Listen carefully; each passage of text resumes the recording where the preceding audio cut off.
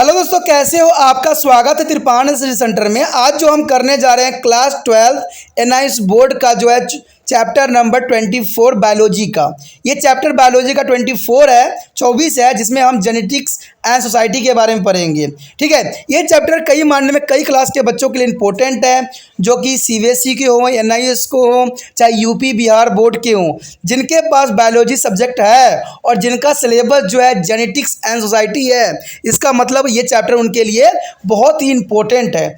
अब इंपॉर्टेंट क्यों है? तो इसलिए इंपॉर्टेंट है क्योंकि आपको पता ही है कि त्रिपाण स्टडी सेंटर जो है आपके लिए ये हिंदी इंग्लिश दोनों ही मीडियम में एक्सप्लेन किया जाता है, वो भी अच्छी से। साथ में आपको डिस्प्ले भी होता है बहुत ही सुचारू रूप से, हिंदी और इंग्लिश दोनों ही लैंग्वेज में। तो दोनों का डोज जो होती है आपके लिए अत्यंत महत्वपूर्ण हो जाती है, अमृत समान हो जाती है। तो इसको आप देखना मत भूलना, और ये जो होता है बहुत इंपॉर्टेंट रहता है। आपको पता है कि इसमें हम डीएनए के बारे में, जो है जीन्स के बारे में, जो है क्लोन के बारे में, सब कुछ के बारे में हम पढ़ेंगे, फिंगरप्रिंटिंग के विषय में भी पढ़ेंगे। लेकिन ये सब तब होगा जब हम ये चैप्टर स्टार्ट करेंगे। लेकिन चैप्टर स्टार्ट करने से एक बात जो मैं हमेशा कहता हूं, जिसको आपको सोचना भी चाहिए, विचार भी करना चाहिए और अमल भी करना चाहिए, वो ये है कि जब भी वीडियो देखिए पूरा देखिए, क्योंकि अधूरा जानकारी सदैव खतरनाक होता है। साथ में एक इंपॉर्टेंट बात ये भी रहता है, अगर आप पहली बार वीडियो देख रहे हो तो लाइक शेयर सब्सक्राइब करना मत भूलना। देखिए दोस्तों, लाइक कीजिएगा तो बनाने वाले का जो है प्रोत्साहन बढ़ता है और आपके लिए अच्छा से अच्छा करने की कोशिश करता है।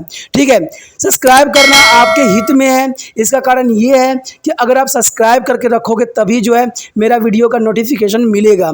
और आपको पता है कि मैं हर क्लास का जो है सब्जेक्ट डालता ही रहता हूँ समय समय पे। तो अगर सब्सक्राइब करके नहीं रखिएगा तो शायद उस वीडियो से आप अनभिज्ञ रह जाइएगा, यानी वो आपको प्राप्त नहीं होगा और आप उसका नॉलेज नहीं ले पाइएगा। साथ में जो अगर आप शेयर करते हो तो शेयर करना एक जग कल्याण के समान माना जाता है। इससे ये होता है कि मान लीजिए कोई जो है बच्चा जो है मेरी वीडियो को उसकी ज़रूरत थी और आपके थ्रू वो वीडियो उसको पास पहुंचा है, तो वो सदैव ही आपका धन्यवादी रहेगा और सदैव ही आपका जो है शुक्रिया अदा करेगा कि तुम्हारे कारण मुझे जो है वीडियो प्राप्त हुआ। तो दोस्तों, आपको पता ही होगा कि त्रिपाण स्टडी सेंटर सिर्फ एक क्लास के लिए ही अग्रसर नहीं है, ये कई क्लासों के लिए अग्रसर है। जैसे 8th 9th 10th 11th 12th CBSE के सारे चैप्टरों को कवर करेगा समय के साथ। प्लस जो है एनआईएस बोर्ड का 10th+2 को भी कवर करता है, सभी सब्जेक्टों का। प्लस जो है बीए पंजाब यूनिवर्सिटी का जो है फर्स्ट सेमेस्टर से लेकर 6th सेमेस्टर तक 8 सब्जेक्टों को कवर करता है। प्लस जो है एमए के जो है बच्चे ऑन डिमांड जो मुझे करते हैं कमेंट, उनके लिए भी त्रिपाण स्टडी सेंटर जो है अग्रसर है। देखिए दोस्तों, त्रिपाण स्टडी सेंटर इतना बड़ा है, विस्तृत है, तो आपको अभी जो है लाइक शेयर सब्सक्राइब कीजिए और अपने दोस्तों के साथ बांटिए। ठीक है, तो भूलिए मत, ये करना आपका फर्ज है और मेरा कार्य करना है, आपको टॉपिक लेके चलना है। देखिए, आज देखते हैं हमारा आज टॉपिक क्या है। Today's most important chapter is genetics and society. There is the most important. There is important for the all class +1 +2 CBSE, and also is important for the NIS board +2 biological subject. There is the most important. There is the UP Bihar board also students is most important. The genetical and society. So what do you mean to genetics and society? There you have already learned that genetics is the science of heredity and variation. And after Mendele's is a work was a rediscovered in 19th. Genetics is a progressive. The 19th century is a genetical progress is very rapidly, and there is the 20th centuries. Today we find mainly application of the knowledge of genetics in their field of the agriculture, medicine, and forensic science. Some technologies related to their genetics, such as the gene clonings and the recombination of DNA technology and DNA fingerprint arising from genetically modified crops, will be dealt with their lesson. And bioparalysis and the biosafety and the bioparents related to the GMOS as the BT crops has also been touched upon. There is the most important here. And after this complete this lesson, you will be able to with different types of define is highlighting the human curiosity and the consensus from the health progression, and define the term of genes cloning and explain the usefulness of genes bank, and hence there is a very step of the recombination DNA technology in a sequence and define the genetical engineering and mention it is a individuality and define it is a transgenics organism and explain to step is a protection and sites example of transgenic animal plant and macro and critically evaluate their advantage and disadvantage of growing BT crops. And also you will describe step of polymerase chain reaction and the mention it is a PCQ. The use. There is a polymerase chain reaction is most important and list the step of DNA fingerprinting and mention the usefulness and explain the term of genomics and justify the importance of genetic is a counseling and express the concern regarding to the biosafety and the awareness regarding to bioveracies and biopattern. There is the most important topic here. तो यहाँ पर जो हमारा topic आया है अनुवांशिकी तथा समाज वो ये बहुत ही इंपॉर्टेंट है। कहते हैं ये इतना इंपॉर्टेंट है जितना आप समझ नहीं सकते क्योंकि इसमें हम बहुत कुछ जानेंगे और समझेंगे। ये कहते हैं NIOS बोर्ड वाले बच्चों के लिए तो है ही है जो +2 में है, लेकिन ये 11वीं 12वीं क्लास के बच्चे जो बायोलॉजी के सब्जेक्ट लिए हुए हैं चाहे वो BSc में भी पढ़ रहे हों उनके लिए अत्यंत महत्वपूर्ण चैप्टर है क्योंकि ये जो है बायोटेक्नोलॉजी के कुछ पार्ट के रिगार्डिंग ही इस सिलेबस है। तो कहते हैं बहुत इंपॉर्टेंट टॉपिक है तो इसको मिस करना शायद मूर्खता ही होगी क्योंकि अनुवांशिक तथा समाज बहुत ही इंपॉर्टेंट रखता है और इसमें हम बहुत कुछ जानने की कोशिश करेंगे कि क्या है। देखिए कहते हैं अगर आप देखा ही होगा कि जो हमने पिछले पाठ में पढ़ा था अनुवांशिक वंशागत और विविधता और परिवर्तन का विज्ञान था, लेकिन कहते हैं मेडलर के कार्य को 1900 में पुण्य खोज किए जाने के पश्चात 20वीं शताब्दी में अनुवांशिक के क्षेत्र में बहुत तेजी से प्रगति हुई। वर्तमान समय में हमें कृषि औषधि और जो न्याय विज्ञान यानी फोरेंसिक साइंस के जो क्षेत्र में अनुवांशिक ज्ञान के बहुत अनुपयोग दिखाई देते हैं। आपको पता है फोरेंसिक साइंस में जो है अनुवांशिक और ये जो है जेनेटिकल फिंगरप्रिंटिंग इन सब चीज़ों को बड़ी मान्यता मिल गई है। कहते हैं अनुवांशिक संबंध में कुछ प्रौद्योगिक ज्ञान जैसे जीन क्लोनिंग पुनर्योजन DNA औद्योगिक DNA फिंगरप्रिंटिंग्स अनुवांशिक रूप से प्रविष्ट फसलें प्राप्त करने के बारे में विवेचन किया जाएगा।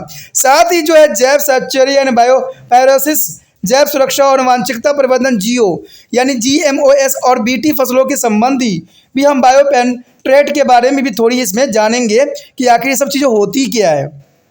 लेकिन जब ये चैप्टर आप कंप्लीट कर लोगे तो कई मायने में बहुत कुछ जान जाओगे। जैसे कि कहते हैं सबसे पहले तो हम यही जान पाएंगे कि स्वास्थ्य संतति प्राप्त करने के लिए उत्कृष्टता और जानकारी का विशेष उल्लेख कर पाएंगे और जीन क्लोनिंग की परिभाषा भी कर पाओगे।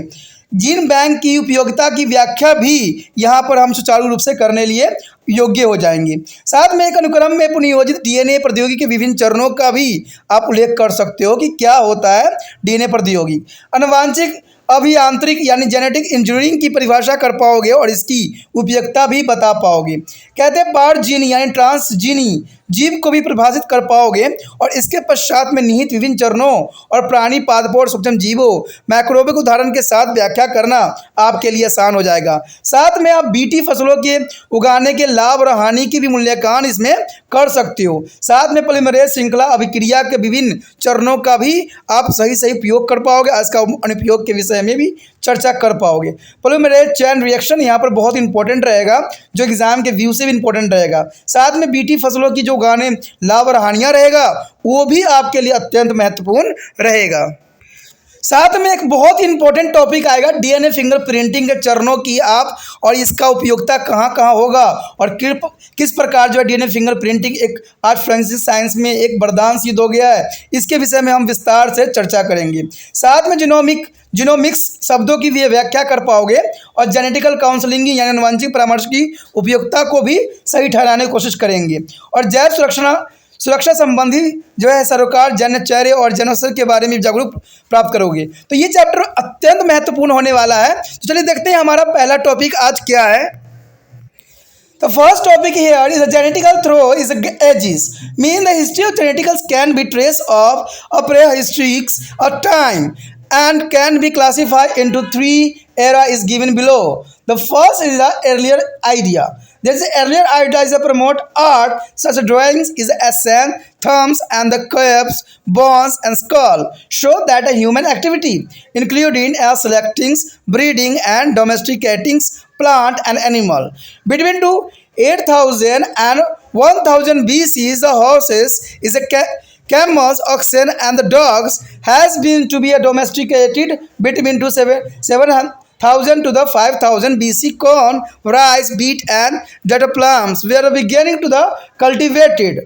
And between to the 17th and 19th century, maybe theories or regarding to inheritance has been to propose, but could not be a proof.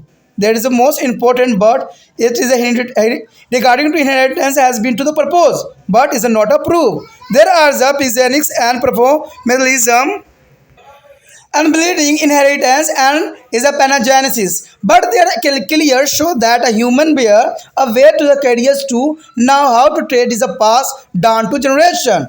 But there is a most important here is a modern genetics. There are modern genetics is most important here. The George Johans and the Mendel is was the principles the law. There is a models is a Mendel's is a was a principal law. There is the most important for inheritance. You have learned in their earlier lessons of unit of regarded as the founder of modern genetics. Between to the 1902 and the 1904, there is chromosome theory of inheritance and was accepted, and chromosomes which could be actually be seen under to the microscope during the cell division were regarded as there are various of heredity and character genes. The mutation were recognized as a source of genetical variation, and with their as the acceptance of Darwin's theory of natural selection and genetic strict study of the inheritance of trait is a population. There is a population genetics. There is the most important theories given by the Darwin's theory of our natural selection. There is a next is a molecular genetics. That a molecular genetics is the most important here. By the mid 12th centuries, DNA was established as the genetical materials is a culture, and the chemical nature of DNA was understood. A recall of double helical structure of DNA proposed by J.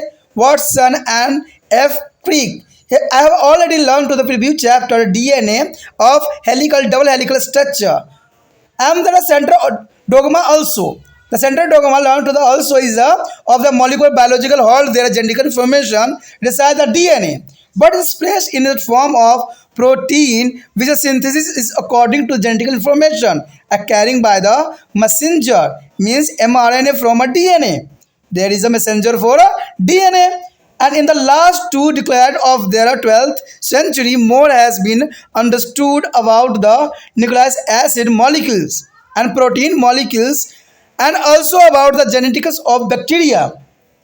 The knowledge is again has led to the invention of technologies of genetics, engineering, gene cloning, and organismal cloning, DNA fingerprinting.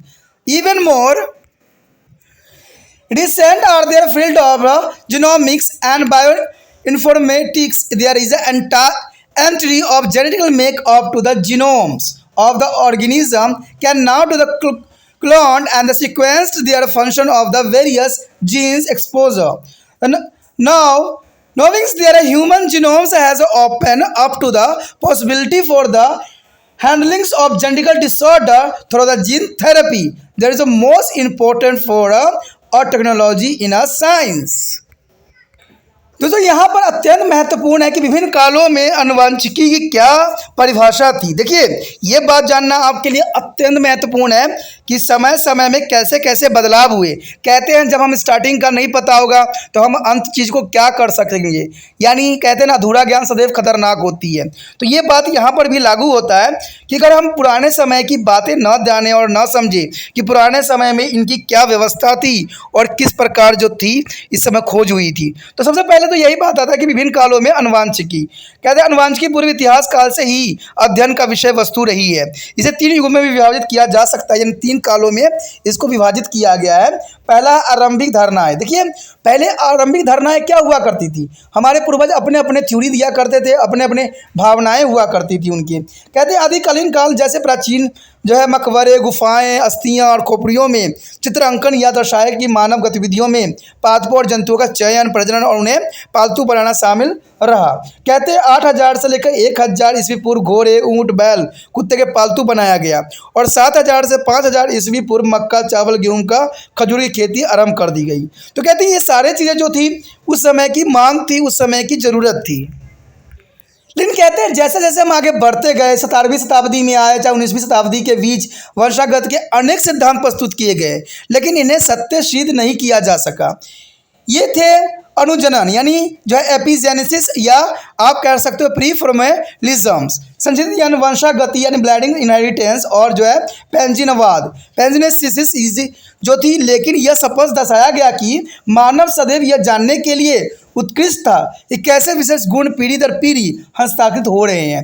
तो ये जानने के लिए उनको कहते हैं ना, कोई चीज़ जब तक जिज्ञासा नहीं होगी ना तब तक वो चीज़ आप प्राप्त नहीं कर सकते हो। टीचर जितना मर्जी पढ़ा ले, जितना मर्जी आप टेक्नोलॉजी का इस्तेमाल कर लो, जब तक आपके अंदर जिज्ञासा नहीं होगी कोई चीज़ को जानने की, कुछ गेन करने की, कुछ प्राप्त करने की, तब तक जो है आप उस चीज़ की इन्फॉर्मेशन कलेक्ट नहीं कर सकते हो, चाहे वो पढ़ाई में हो चाहे कहीं भी लागू हो सके। ठीक है, तो यही बात यहाँ भी दर्शाया गया है कि उनमें सदैव ही इन चीज़ों को पाने की, जानने की बहुत ही उत्कृष्टता थी कि मैं कैसे जानूँ आखिर होता क्या है, इसमें कैसे किया जाता है। जो बच्चा इस बात को समझ लिया ना, जीवन में कामयाबी उसको 100% मिलेगा, क्योंकि उत्कृष्टता ही होती है या जिज्ञासा ही होती है जिससे हम कुछ नए चीज़ खोजने के लिए प्रेरित होते हैं।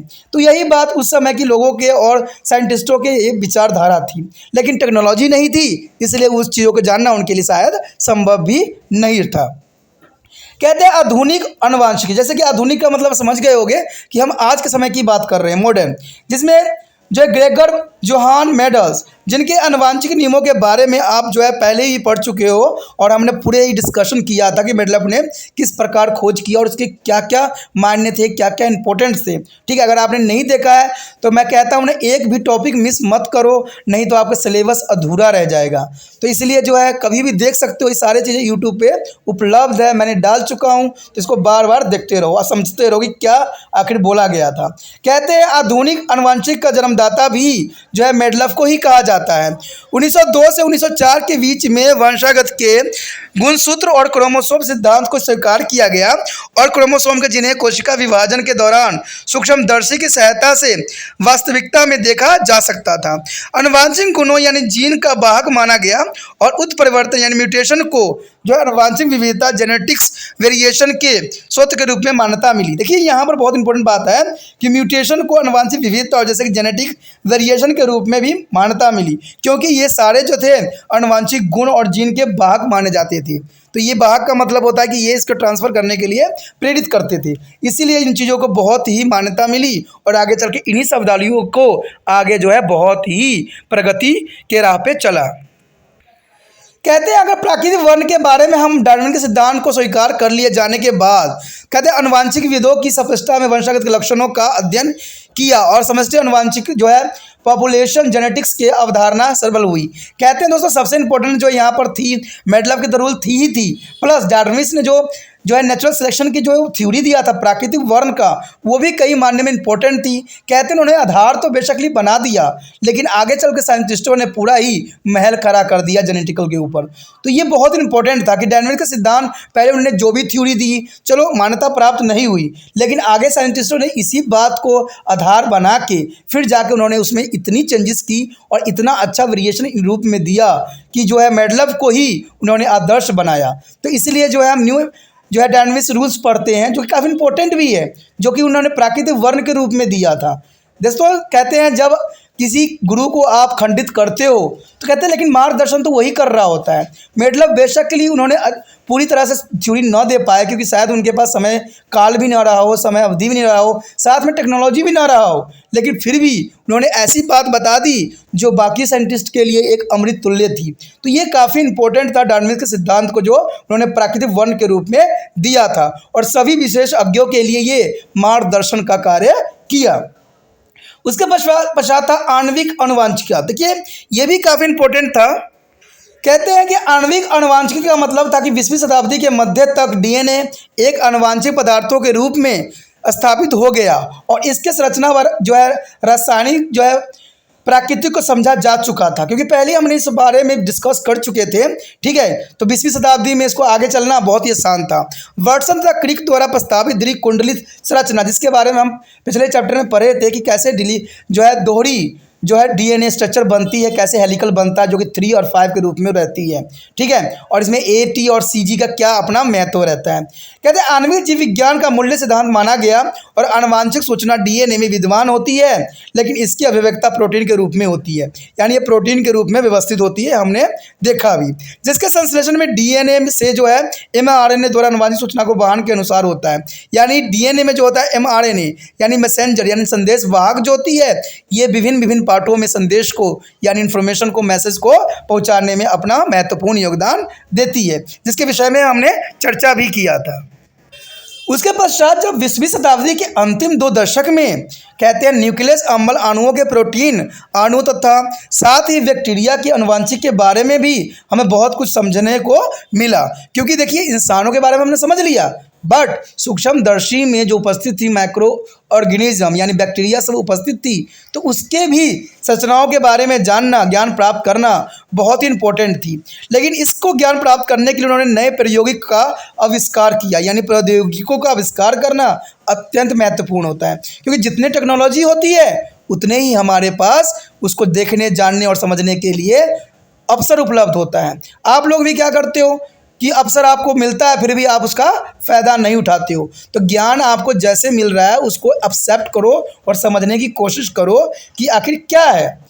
तो जैसे कि आनुवांशिक अभियांत्रिक जीन क्लोनिंग और जो है cloning, original cloning, DNA fingerprinting, हाल ही में जो है जीनोमिकी तथा जैव सूचना विज्ञान यानी बायो इन्फॉर्मेटिक्स, अब किसी भी संपूर्ण आनुवांशिक संगठन यानी जीनोम के क्लोन किया जा सकता था। कहते हैं अनुक्रमित किया गया और विभिन्न जीनों के कार्य के संवेदन किया जा सकता था, और मानव जीनोम के बारे में भी ज्ञान से जीन चिकित्सा का अनुवांशिक विकारों के निपटने की संभावना बढ़ती चली गई। देखिए दोस्तों, कहते हैं टेक्नोलॉजी थी जो थी एक वरदान थी, क्योंकि इसमें जो था हम अनुवांशिक, ठीक है, अनुवांशिक जो बीमारी जन्मजात होता है उससे भी निपटारा पाने के लिए हम अग्रसर हो सके।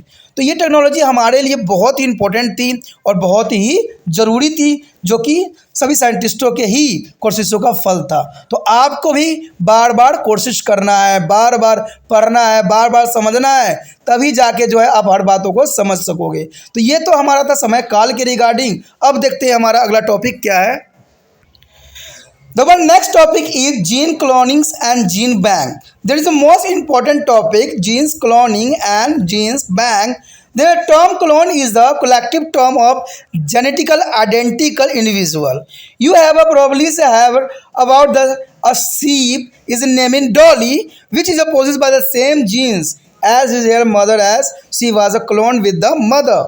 That is the most important for the Dolly. Dolly is the first experiment of genetical identical. There is the first clone of Dolly.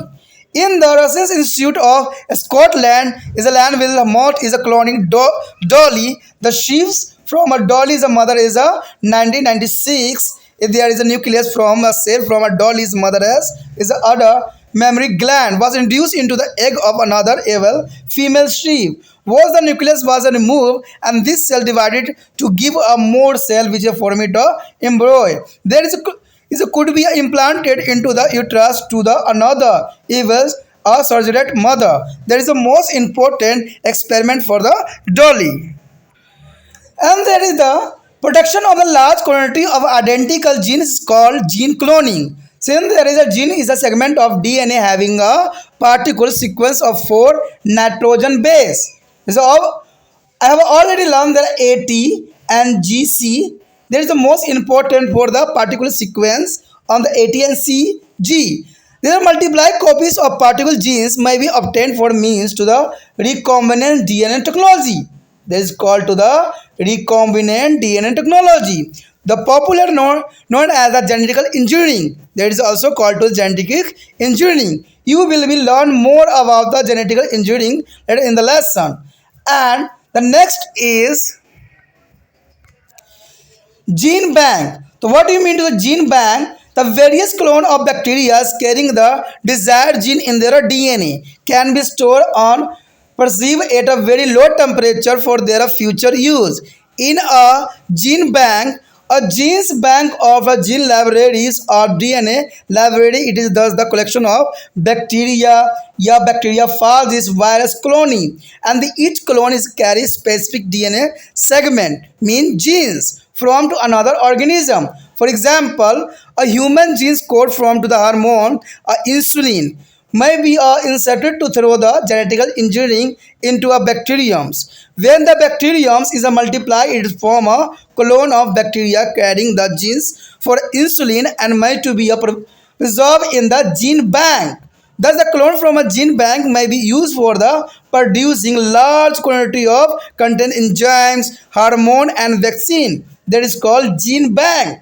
The gene bank is the most important for further there is enzymatics, hormone, and vaccine. There are quantity of the contain. There are producing of enzyme, hormone, and vaccine. That is called gene bank. देखिए दोस्तों, यहाँ पर जो हमारा बहुत important topic आया है gene cloning and gene bank, यानी जीन बैंक क्या है। लेकिन इससे पहले मैं एक बार बताना चाहता हूँ कि त्रिपाण सेंटर जो है सभी बच्चों के लिए हेल्पफुल है, ठीक है, क्योंकि ये आपके लैंग्वेज में आपके लिए ही कार्यरत है। क्योंकि मैं जानता हूं कि कोई भी बच्चे अगर नए नए एडमिशन कराते हैं, अगर वो हिंदी मीडियम में होते हैं तो टीचर कई मानने में उनको जो होते हैं डीमोटिवेट कर देते हैं। लेकिन त्रिपाण सेंटर उन बच्चों के लिए ही है जो आगे करना चाहते हैं, आगे बढ़ना चाहते हैं, कि चाहे वो किसी भी मीडियम में हो। अगर उनका सपना डॉक्टर बनने का है, मेडिकल पढ़ने का है, तो कहते हैं त्रिपाण सेंटर जैसा और कोई इंस्टीट्यूट नहीं है जहाँ पर उनके लिए इतना हेल्पफुल सिलेबस के साथ आए, ठीक है। आप सोचते होगा कि यूट्यूब पे तो बहुत से सारे चैनल हैं, तो वो क्यों नहीं बेस्ट है। दोस्तों वो बेस्ट है, लेकिन आपको पता है त्रिपाण सेंटर एक इसलिए खास है क्योंकि यहाँ पर शब्द टू शब्द यानी जो है लाइन टू लाइन आपको बात समझाने की कोशिश किया जाता है, जो कि बहुत ही इंपॉर्टेंट आपके लिए रहता है, ठीक है। इसलिए आपका ये फ़र्ज़ बनता है कि जितना हो सके इसके दूसरे बच्चे तक पहुंचाने में त्रिपाण सेंटर का हेल्प कीजिए। और सोचिएगा कि ये कैसे होगा, क्या मैं घर पर प्रचार करूं? नहीं दोस्तों, आपको इतना लंबा चौड़ा प्रोसेसिंग करने की आवश्यकता नहीं है और इतना तकलीफ उठाने की ज़रूरत नहीं है। आपको सिर्फ इतना करना है कि अगर आपने वीडियो देख लिया है तो उसको क्या कीजिए, उसका लिंक को कॉपी कीजिए और व्हाट्सएप स्टेटस पे लगा दीजिए। देखिए, इससे मुझे पता है कि बंदे एक बार देखेंगे तो उनको व्यू सिर्फ आता है, लेकिन जिनको ये ज़रूरत होगी वो ज़रूर एक्सेप्ट करेंगे। क्योंकि कहते हैं ना, कभी कभी माता पिता भी देखते हैं, अगर उनको अच्छा लग जाता है कि भाई ये पढ़ाने का अपना अंदाज है, तो वो भी एक्सेप्ट कर लेते हैं और बच्चों को जो है वो कहते हैं कि ये देख सकते हो आप, आपके लिए फ़ायदेमंद है। तो ये ज़रूरी है। देखिए दोस्तों, मैं जानता हूँ एक बात कि अगर यही बात आपको मंत्री कहते या कोई बाबा संत कहते तो आप 2 मिनट में कार्यरत होते। क्योंकि मैं जानता हूं कि बुरे काम या गलत चीज़ों के लिए सब दौड़ते हैं आगे, लेकिन अच्छे कार्य के लिए किसी का हाथ नहीं उठता। क्योंकि जग कल्याण के लिए हाथ इसका उठेगा वही सदैव महान कहलाएगा। तभी तो आप देखते हो कि आज इतने सारे बुराई हो रही है, इतने कांड हो रहे हैं, इतने गलत हो रहा है। सब क्या करते हैं, यूट्यूब पे व्हाट्सएप पे करते रहते, डालते रहते, पता नहीं क्या हमारे देश में ये कौन सी सिलसिला बढ़ गई है। लेकिन अच्छी चीज़ें कोई नहीं डालेंगे। मैं इतना बार बोलता हूँ, लेकिन कुछ बच्चे ने, कितने बच्चों ने डाला भी है, कितने इग्नोर कर दिया है। तो ये इग्नोर कर देने से कहते हैं ना, नहीं होगा, काम चलेगा। क्योंकि इग्नोर कर दोगे तो शायद आपको जरिए जिन बच्चों को ये वीडियो मिलना था, शायद उनको ये प्राप्त नहीं हो पाएगा। और कहते हैं अच्छे अगर बात ना मिले और अधूरा ज्ञान के साथ आगे चले तो ये खतरनाक सदैव होगा। क्योंकि ये बच्चे आगे चल के अच्छे डॉक्टर भी बन सकते हैं, अच्छा इंजीनियर भी बन सकते हैं, अच्छे जो है ये साइंटिस्ट भी बन सकते हैं। क्योंकि इसमें जो है हर बातों को हिंदी इंग्लिश दोनों ही लैंग्वेज में बताया जाता है, जो आपके समझ के लिए अत्यंत महत्वपूर्ण होता है। तो दोस्तों, सोचना नहीं है, विचार नहीं करना है। मैं कोई कुछ आपको इतना बड़ा काम भी नहीं दे रहा हूं जो आपके लिए नहीं संभव है। ये आपके उंगलियों के चंद, कहते हैं चंद इशारों की बात होती है कि आप देख लेते हो, कीजिए, ठीक है, लिंक को कॉपी कीजिए और व्हाट्सएप स्टेटस पे लगा दीजिए। सोचने का नहीं है बात, समझने का है, तो अभी कीजिए, ठीक है। अब हम आ जाते हैं अपना जीन क्लोनिंग, यानी जीन क्लोनिंग और जीन बैंक। कहते हैं क्लोन आनुवंशिक रूप से अभिन्न यानी समरूप विशिष्टों के लिए प्रयुक्त जो है सामूहिक परिभाषा शब्द है। आपने डॉली नामक भेड़ का नाम तो सुना ही होगा, जो कि बहुत ही एक्सपेरिमेंट देखने को मिला था। इसमें अपनी माँ को समान ही जीन थे क्योंकि इसे इनकी माँ से क्लोन किया गया था, यानी माँ से इसको बनाया गया था और इसे डॉली नाम दिया गया। साइंस का सबसे बड़ा चमत्कार जो था डॉली ही थी।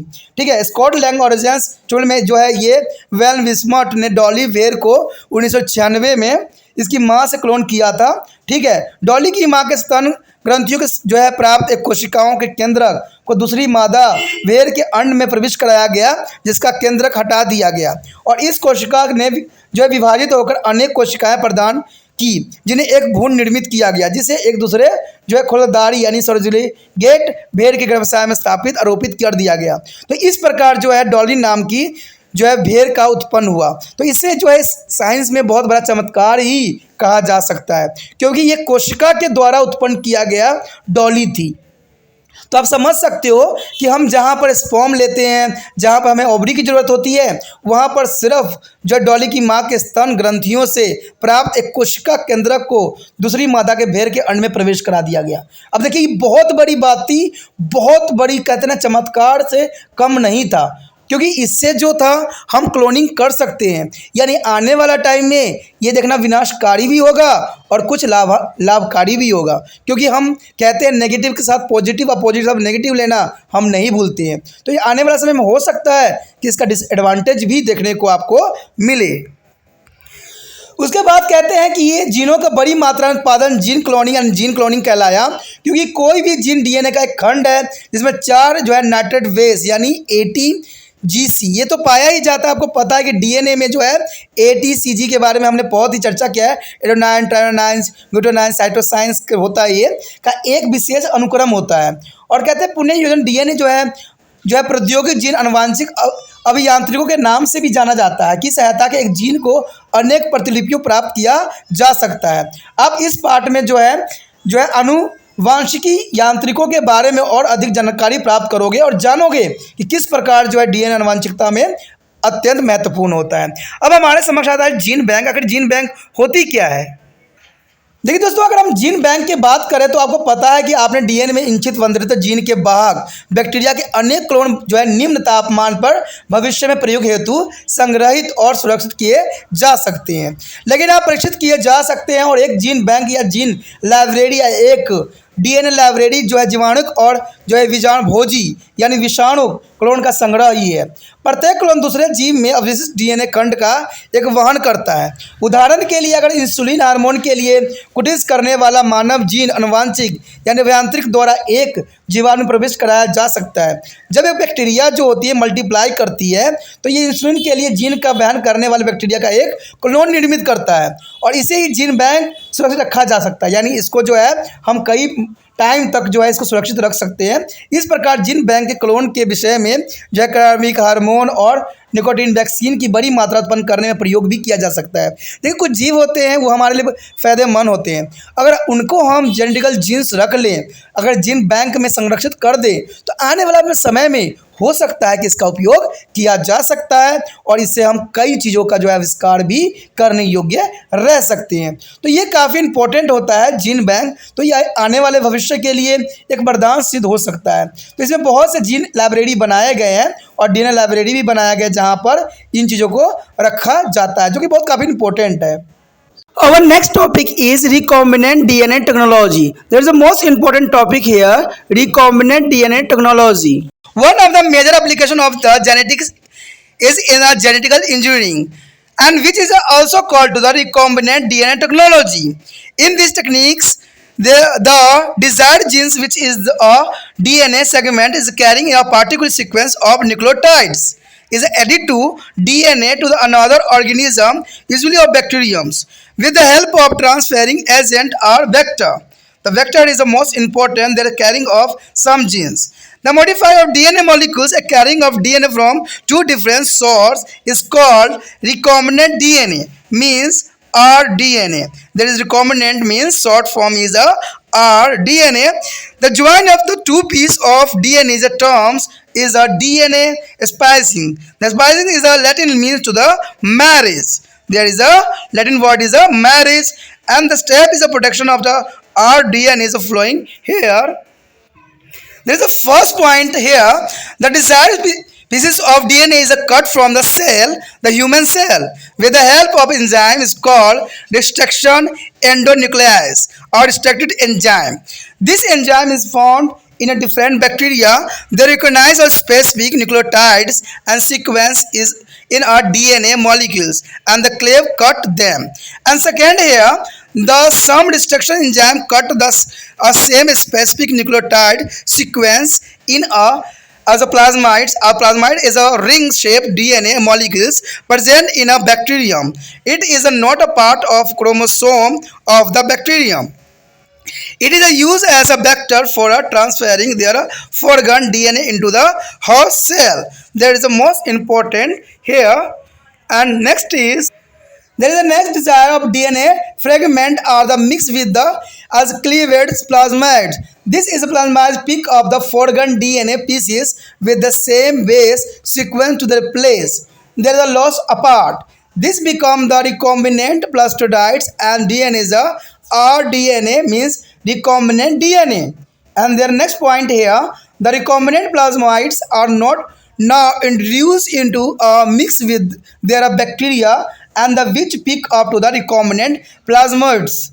And their next is the R plasmid in the bacteria multiply along with the host bacteria. Soon a clone of bacteria with the rDNA means obtained. Such a bacteria clone, a containing copy of the desired gene, can be reserved for the future uses. There is the most important. There is a bacteria clone containing copy. Here, desired genes can be provided for the future uses. For example, as I already mentioned, of human insulin genes can be distracted into bacteria plasmid and the insulin obtained from a bacteria clone when needed. Here short diagram, there is a major step of genetic engineering. There is the human DNA and segment of DNA removed from the human cell, destroy enzyme and there are isolated plasmid and the DNA segment is incorporated into the bacteria plasmid. But next is plasmid taken after bacteria cells which that make a protein as directed by the human DNA. And there is a next processing in a bacterium with the recombinant DNA. There is a most important step of major step of genetic engineering. दोस्तों यहाँ पर हमारा अत्यंत महत्वपूर्ण topic आया है DNA पुनर्योगज प्रौद्योगिकी। पुनर्योगज प्रौद्योगिकी का मतलब होता है रिकॉम्बिनेंट डीएनए टेक्नोलॉजी। कहते हैं अनुवांशिकी का एक मुख्य अनुप्रयोग अनुवांशिक अभियांत्रिकी यानी जेनेटिक इंजीनियरिंग में है, जिसे पुनर्योजन डीएनए प्रौद्योगिकी भी कहा जाता है। और इस तकनीक में जो है न्यूक्लियोसाइडों के एक विशेष अनुक्रम का वहन करने वाला डीएनए खंड होती है जो अपेक्षित जीन के दूसरे जीव समांतर एक बैक्टीरियम के साथ एक स्थानांतरित अभिक्रम का वेक्टर का काम करता है। वेक्टर का मतलब यही होता है दोस्तों कि कोई चीज़ की वो वाहक हो, कोई चीज़ को लेके आए। तो ऐसा जो होता है डीएनए खंड करके किया जाता है।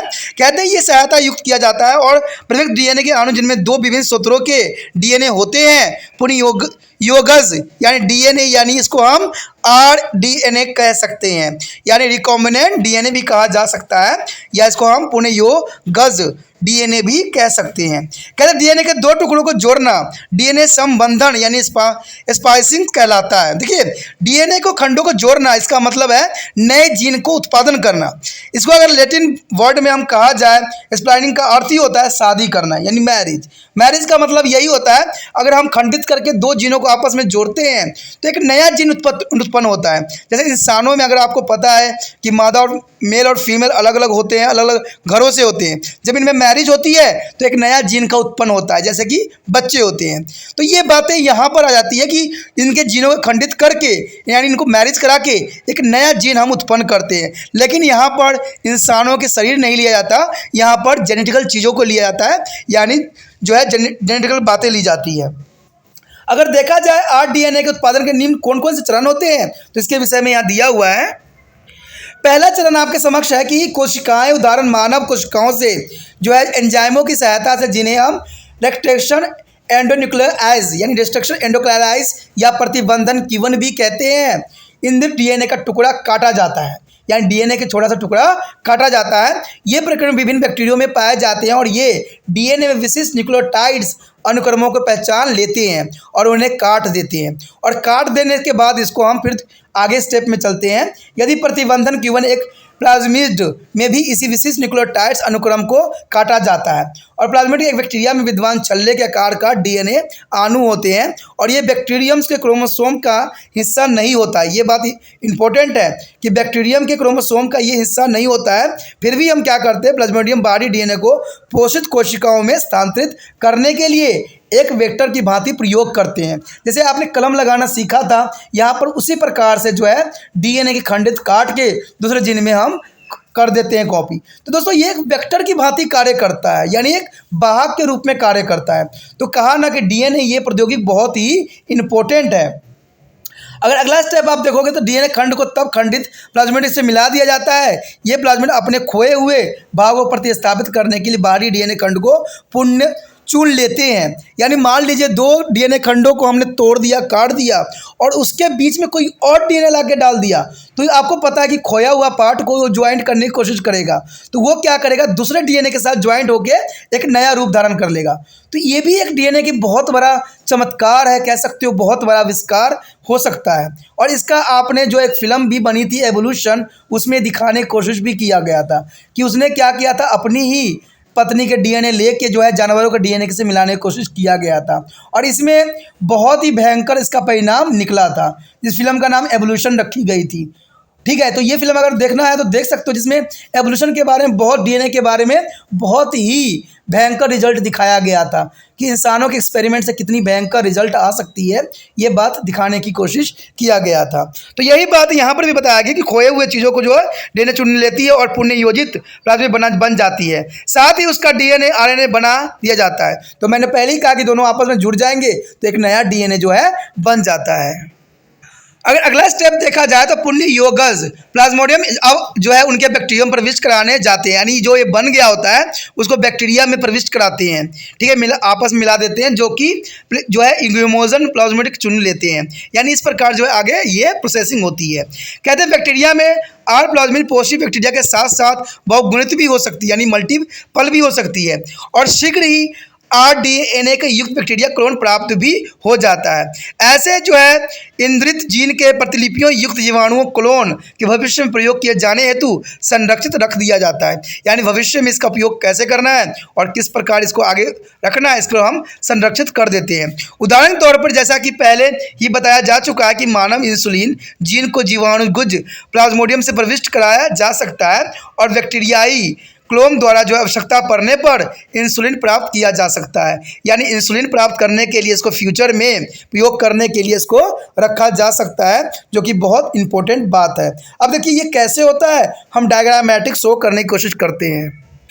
देखिए यहाँ पर डायग्राम भी आपके समझ प्रस्तुत है। देखिए इसमें मानव का डीएनए लिया गया है और डीएनए के छोटा सा पार्ट जो है खंडित कर लिया गया है। ये मानव कोशिका में डीएनए का टुकड़ा पर एंजाइम के द्वारा निकाल दिया गया है और वियुक्त प्लाज्मिड कर दिया गया है और इसे डीएनए के टुकड़ों में जीवाणु प्लाज्मिड के साथ समावेश किया जाता है। देखिए इसने क्या किया है, किसी दूसरे जीन के साथ इसको ज्वाइंट कर दिया है आपस में, और इसको क्या किया है, जीवाणु कोशिका प्लाज्मिड अपने अंदर ले लेता है और मानव डीएनए का निर्देशित प्रोटीन अब जीवाणु कोशिका में बन सकता है। और देखिए एक जीवाणु लिया गया है जिसमें इसको प्रविष्ट कर दिया गया है। तो ये पुनर्योजन डीएनए के साथ जीवाणु जो है प्रविष्ट कर दिया गया है। तो इसी को जो है हम आनुवांशिक अभियांत्रिक में पुण्य चरण दिखाया गया है। तो यहाँ पर अब बहुत क्लियर बात बताई गई कि जो है मनुष्य का डीएनए काट के अलग कर दिया गया है और दूसरे के डीएनए में इसको प्रविष्ट कर दिया गया है, लगा दिया गया है, और फिर इसको जो है एक्सपेरिमेंट के लिए बैक्टीरिया में लगा दिया गया है। इसमें बैक्टीरिया में क्या इसका रिस्पॉन्स आएगा।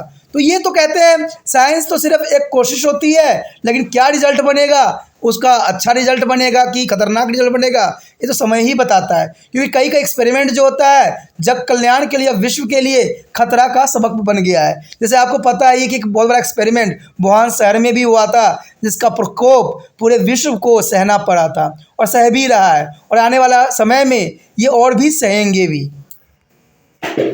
So here is the important word genetical engineering. Where there is the importance of genetical engineering here, the genetic engineers of our DNA technology can be used of various purpose.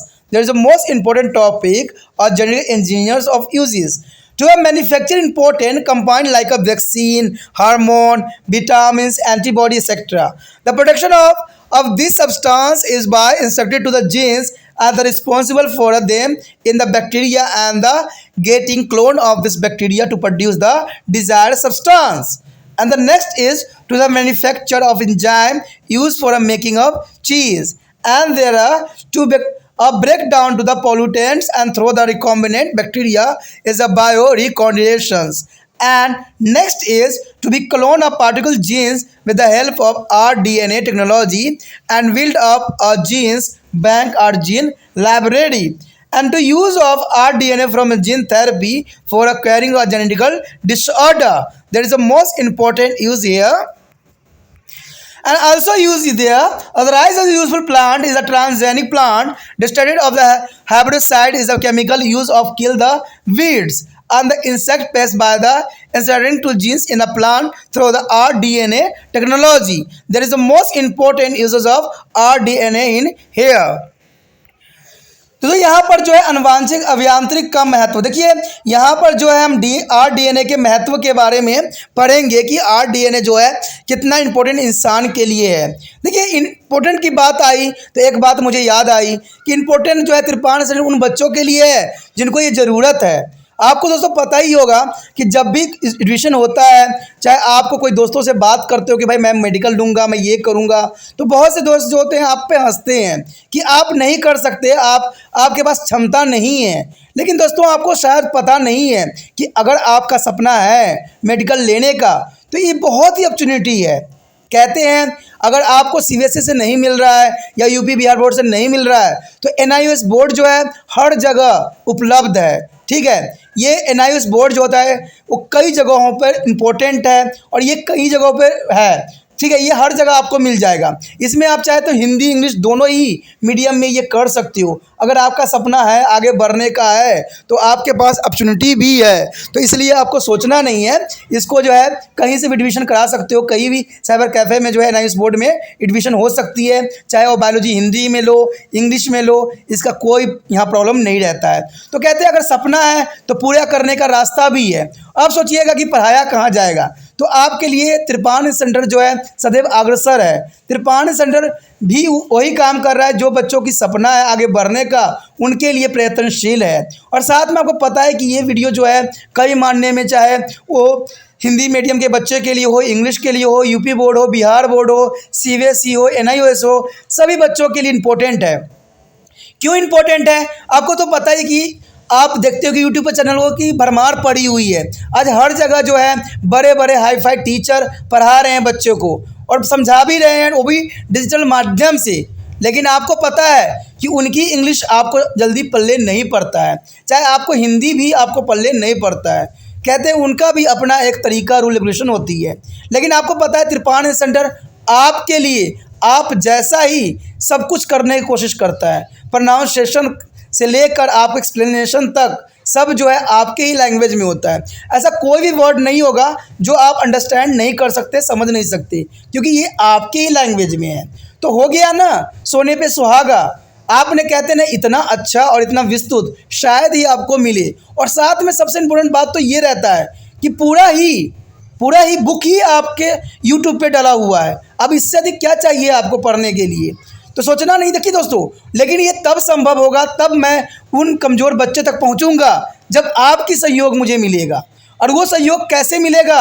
आपको उनके घर नहीं जाना है, ना आपको उनके दरवाजे को ठकठकाना है। आपने सिर्फ इतना करना है कि अगर आपको अच्छा लगा, आप मेडिकल पढ़ रहे हो, तो दूसरे बच्चों के हेल्प के लिए इसको व्हाट्सएप स्टेटस पे लगा लीजिए। इससे क्या होगा, दूसरे बच्चों को भी ये प्राप्त होगा और वो भी लाभान्वित होंगे।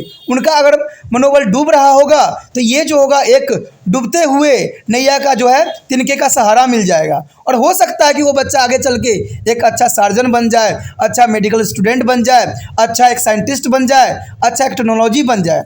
ठीक है, टेक्नीशियन बनना भी बहुत बड़ी बात होती है। तो इसमें आपका जो है एक बूंद महत्व की ज़रूरत है, एक बूंद कोशिश की ज़रूरत है। तो आपने कुछ भी नहीं करना है। देखिए दोस्तों, मैं एक बात जानता हूँ कि अगर कोई मंत्री बोले, ठीक है, अपने कुर्सी के लिए, कोई बाबा बोले अपने प्रचार के लिए, तो आप 2 मिनट में कार्य कर जाओगे। लेकिन एक अच्छा कार्य करने में आपको इतना सोचने की ज़रूरत पड़ती है। तो सोचिए आपकी मानसिकता कहाँ गई हुई है।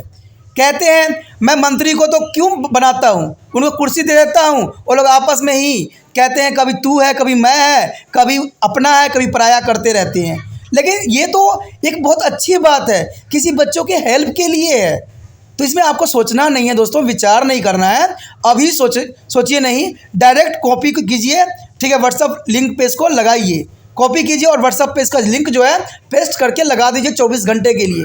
जिनको देखना है देखेंगे, जिनको ना देखना है नहीं देखेंगे। उनमें से ऐसे भी कुछ बच्चे होंगे जिनको ये फ़ायदेमंद रहेंगे और ये सदैव के लिए सब्सक्राइब करके इस चैनल को रख लेंगे और इससे जो है लाभान्वित होते रहेंगे।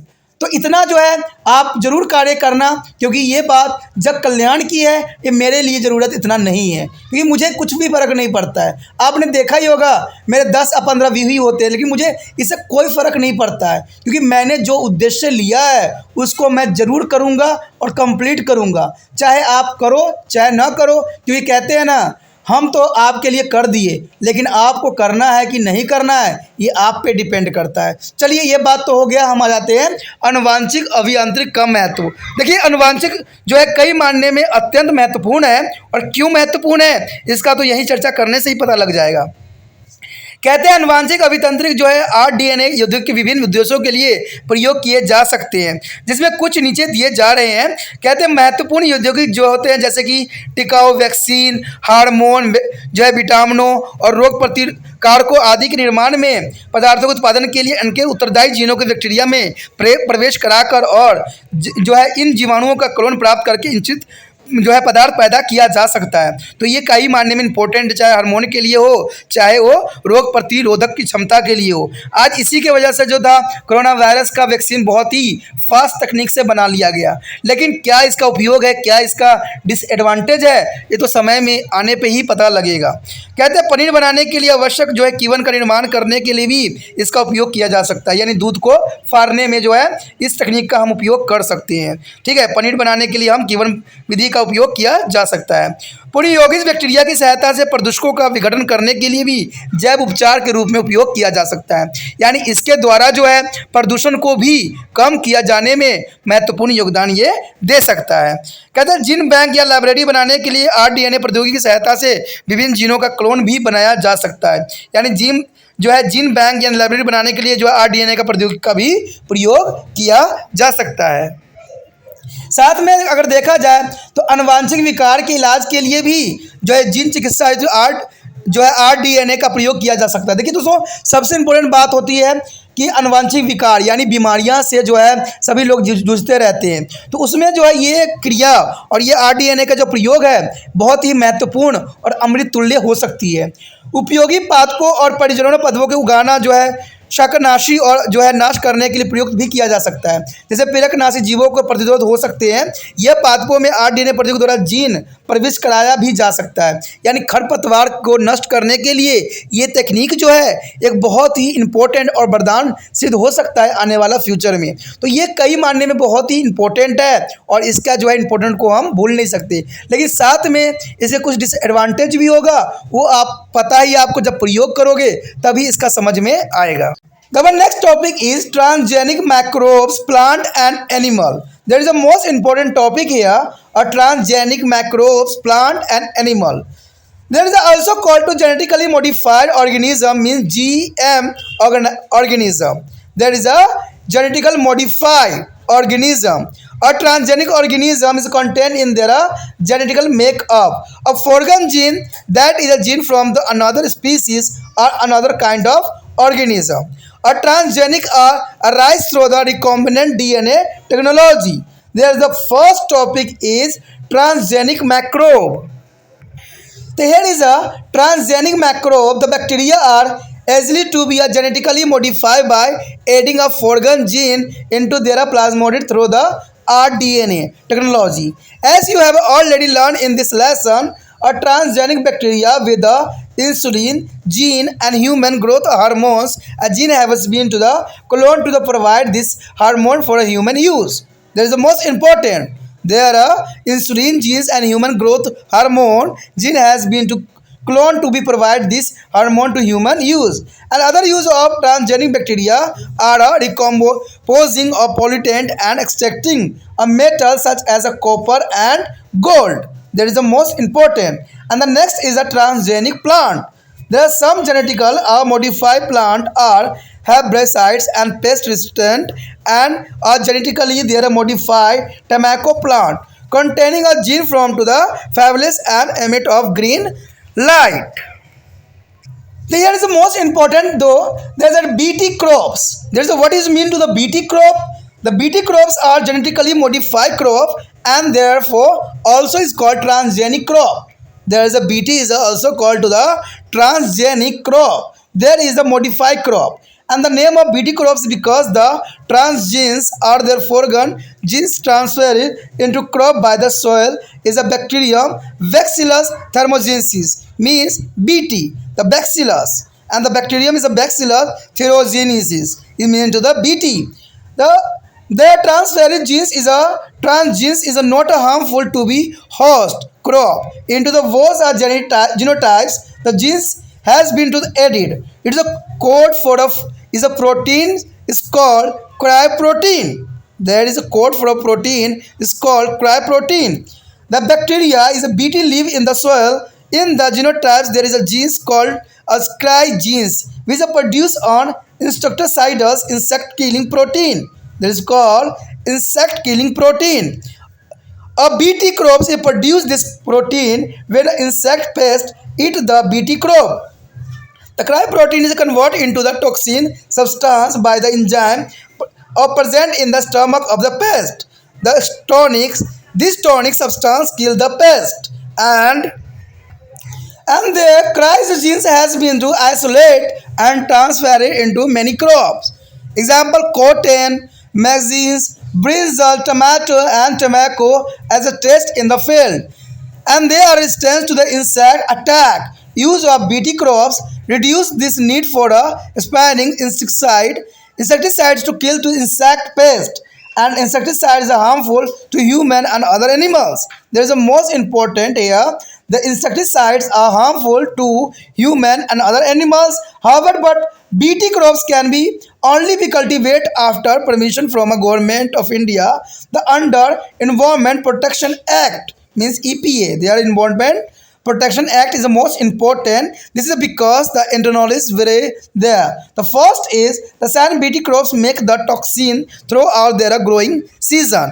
The pest may be involved with are BT distance. And second is non-target species like the butterflies may be die if they are feed on BT pollen. There is a very bad here. There is a non-targeted species like a butterfly is a dead for the BT is a feeded on the dye and the BT pollen. There is a very dangerous and genetically modified crops may be harmful for the environment as they may be passed the genes into the close relative plant which may be a useless for a human but present to the super weeds.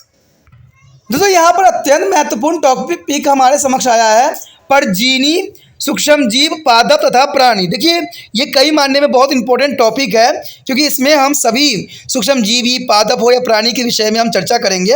कहते हैं इन्हें आनुवांशिक रूप से रूपांतरित जीव यानी इसे हम क्या कहते हैं GM ऑर्गेनिज्म यानी जो है जेनेटिकली मॉडिफाइड ऑर्गेनिज्म कहा जाता है। कहते हैं परजीवी जीनों की संरचना में बाहरी जीन अन्य प्रजातियों से प्राप्त जीन या अन्य प्रकार के जीव के जो है जीन प्रविष्टता किए जाते हैं। कहते हैं परजीवी जो है जीव प्रयोजन DNA प्रौद्योगिकी द्वारा उत्पन्न किए जाते हैं जो कि बहुत काफ़ी इंपॉर्टेंट बात यहाँ रखता है।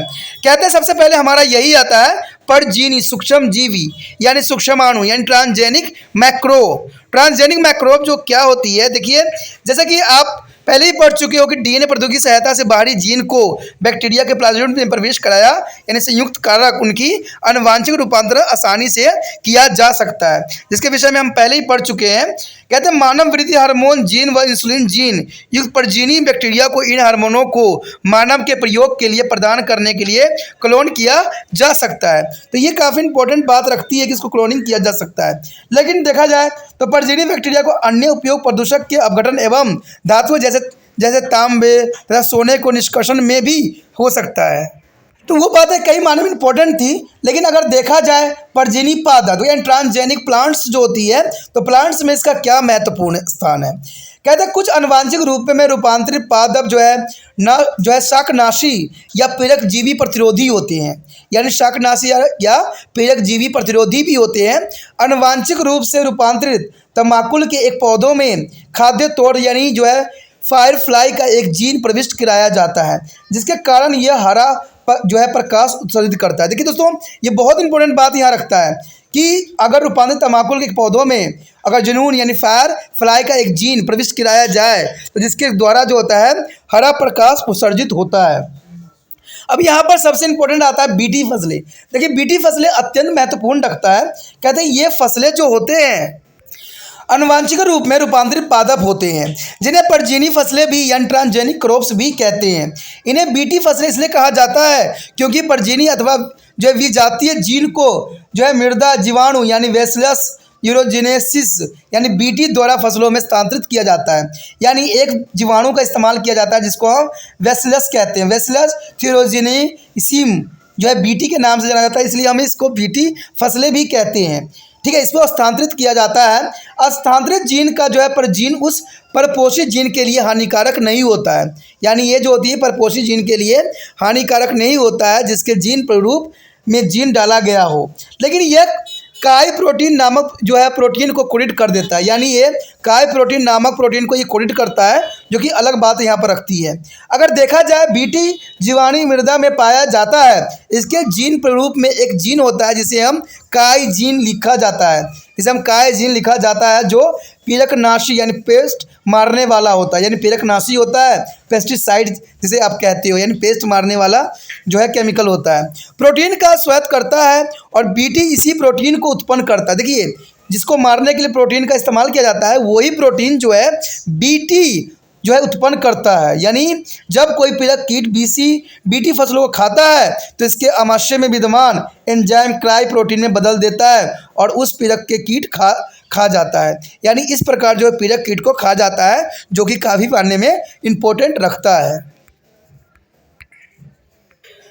कहते हैं अगर देखा जाए काय प्रोटीन के पूर्तिकृत कर दिया जाता है और अनेक फसल जैसे कपास हो, मक्का हो, बैगन हो, टमाटर हो और तमाकुल में स्थानांतरित कर दिया जाता है तथा खेतों में इसका परीक्षण भी किया गया है। ये फसलें कीटों पिड़कों आक्रमण के लिए प्रतिरोधी का कार्य भी करता है।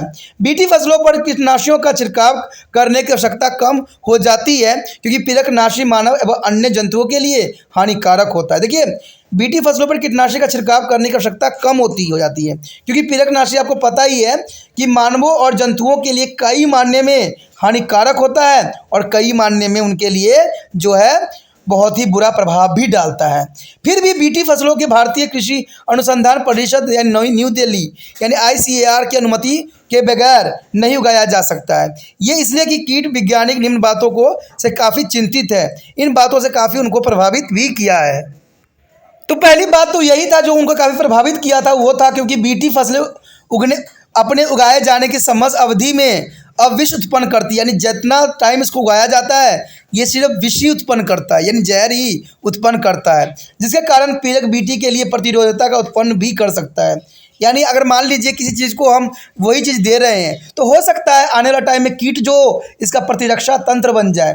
तभी तो आपको देखते हो कि जो बहुत से मच्छर होते हैं मरते नहीं हैं। आज जितना भी फास्ट गार्ड, मोर्टीन जितने भी जला लो उस पर कोई असर नहीं कर रहा है क्योंकि उसके क्या हुआ प्रतिरोधक क्षमता उनका जाग चुका है और उसके खिलाफ वो कुछ भी नहीं कर पा रहा है। ठीक है, वे जाति जिनके मरने का लक्षण नहीं होता, जैसे तितलियां हो जाए, लेकिन बीटी पराग पर भोजन करने पर वो मर सकती है। तो ये भी बहुत बड़ी समस्या है कि जिनको हम नहीं मारना चाहते हैं वो भी जीव इसके वजह से मर जाएंगे। तो ये बीटी बहुत काफ़ी खतरनाक भी सिद्ध हो सकता है और पर्यावरण में उपस्थित कई जीवों के लिए ये घातक भी सिद्ध हो सकता है। कहते हैं आनुवांशिक रूप से रूपांतरित फसलों में पर्यावरण के लिए भी हानिकारक हो सकता है क्योंकि वे इन जीन के उसे संतृप्त संबंध पौधों में पहुंच जाता है, जो मनुष्य के लिए बेकार हो सकती है, लेकिन अतिरिक्त अपूर्णता के रूप में जो है फलती फूलती भी रहती है। तो देखा जाए तो इसमें काफ़ी नुकसान भी है। तो इसको साइंस को इस बात को समझना चाहिए कि इसके चक्कर में दूसरे जीव भी अपने प्राण को त्याग देंगे।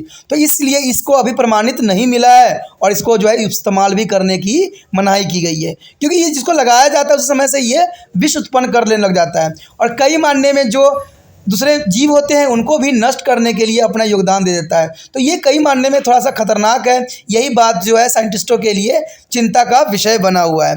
आगे जो है हमारा दोस्तों ट्रांसजेनिक एनिमल। तो ट्रांसजेनिक एनिमल में क्या है देखते हैं। Transgenic animal. There is the most important topic here. Transgenic animal. Their genes for a growth hormone from the cattle has been studied through the genetic engineering to produce a large fish, pigs, and some other animals. There is the transgenic goats and can produce a blood clotting protein in their milk. And this may be useful for the children suffering from the disorder such as the hemophilia, in which the blood does not be clot. There is a most important for here. The one fact is the most important here. Our genetic engineering offer a wide scope for transferring genes from one organism to the another, such as a plant is a microbe, animal to the microbe. This is a gene transfer and not be possible by other techniques like hybridizations. However, our DNA is a technology is not without a problem. One is a dangerous that is a accidentally is a internationally is a pathogens may be produced and misused as in the biological is a warfare. Another strict guidelines has been to the laid down for a research in a genetical engineering. That is the most important here. And the next is a biosafety. There is biosafety is here. There is a biosafety. There is a public concern about their possible host and the using of genetically modified means GM is organized as a food. You already know that is a GM is organized one that is a content genes.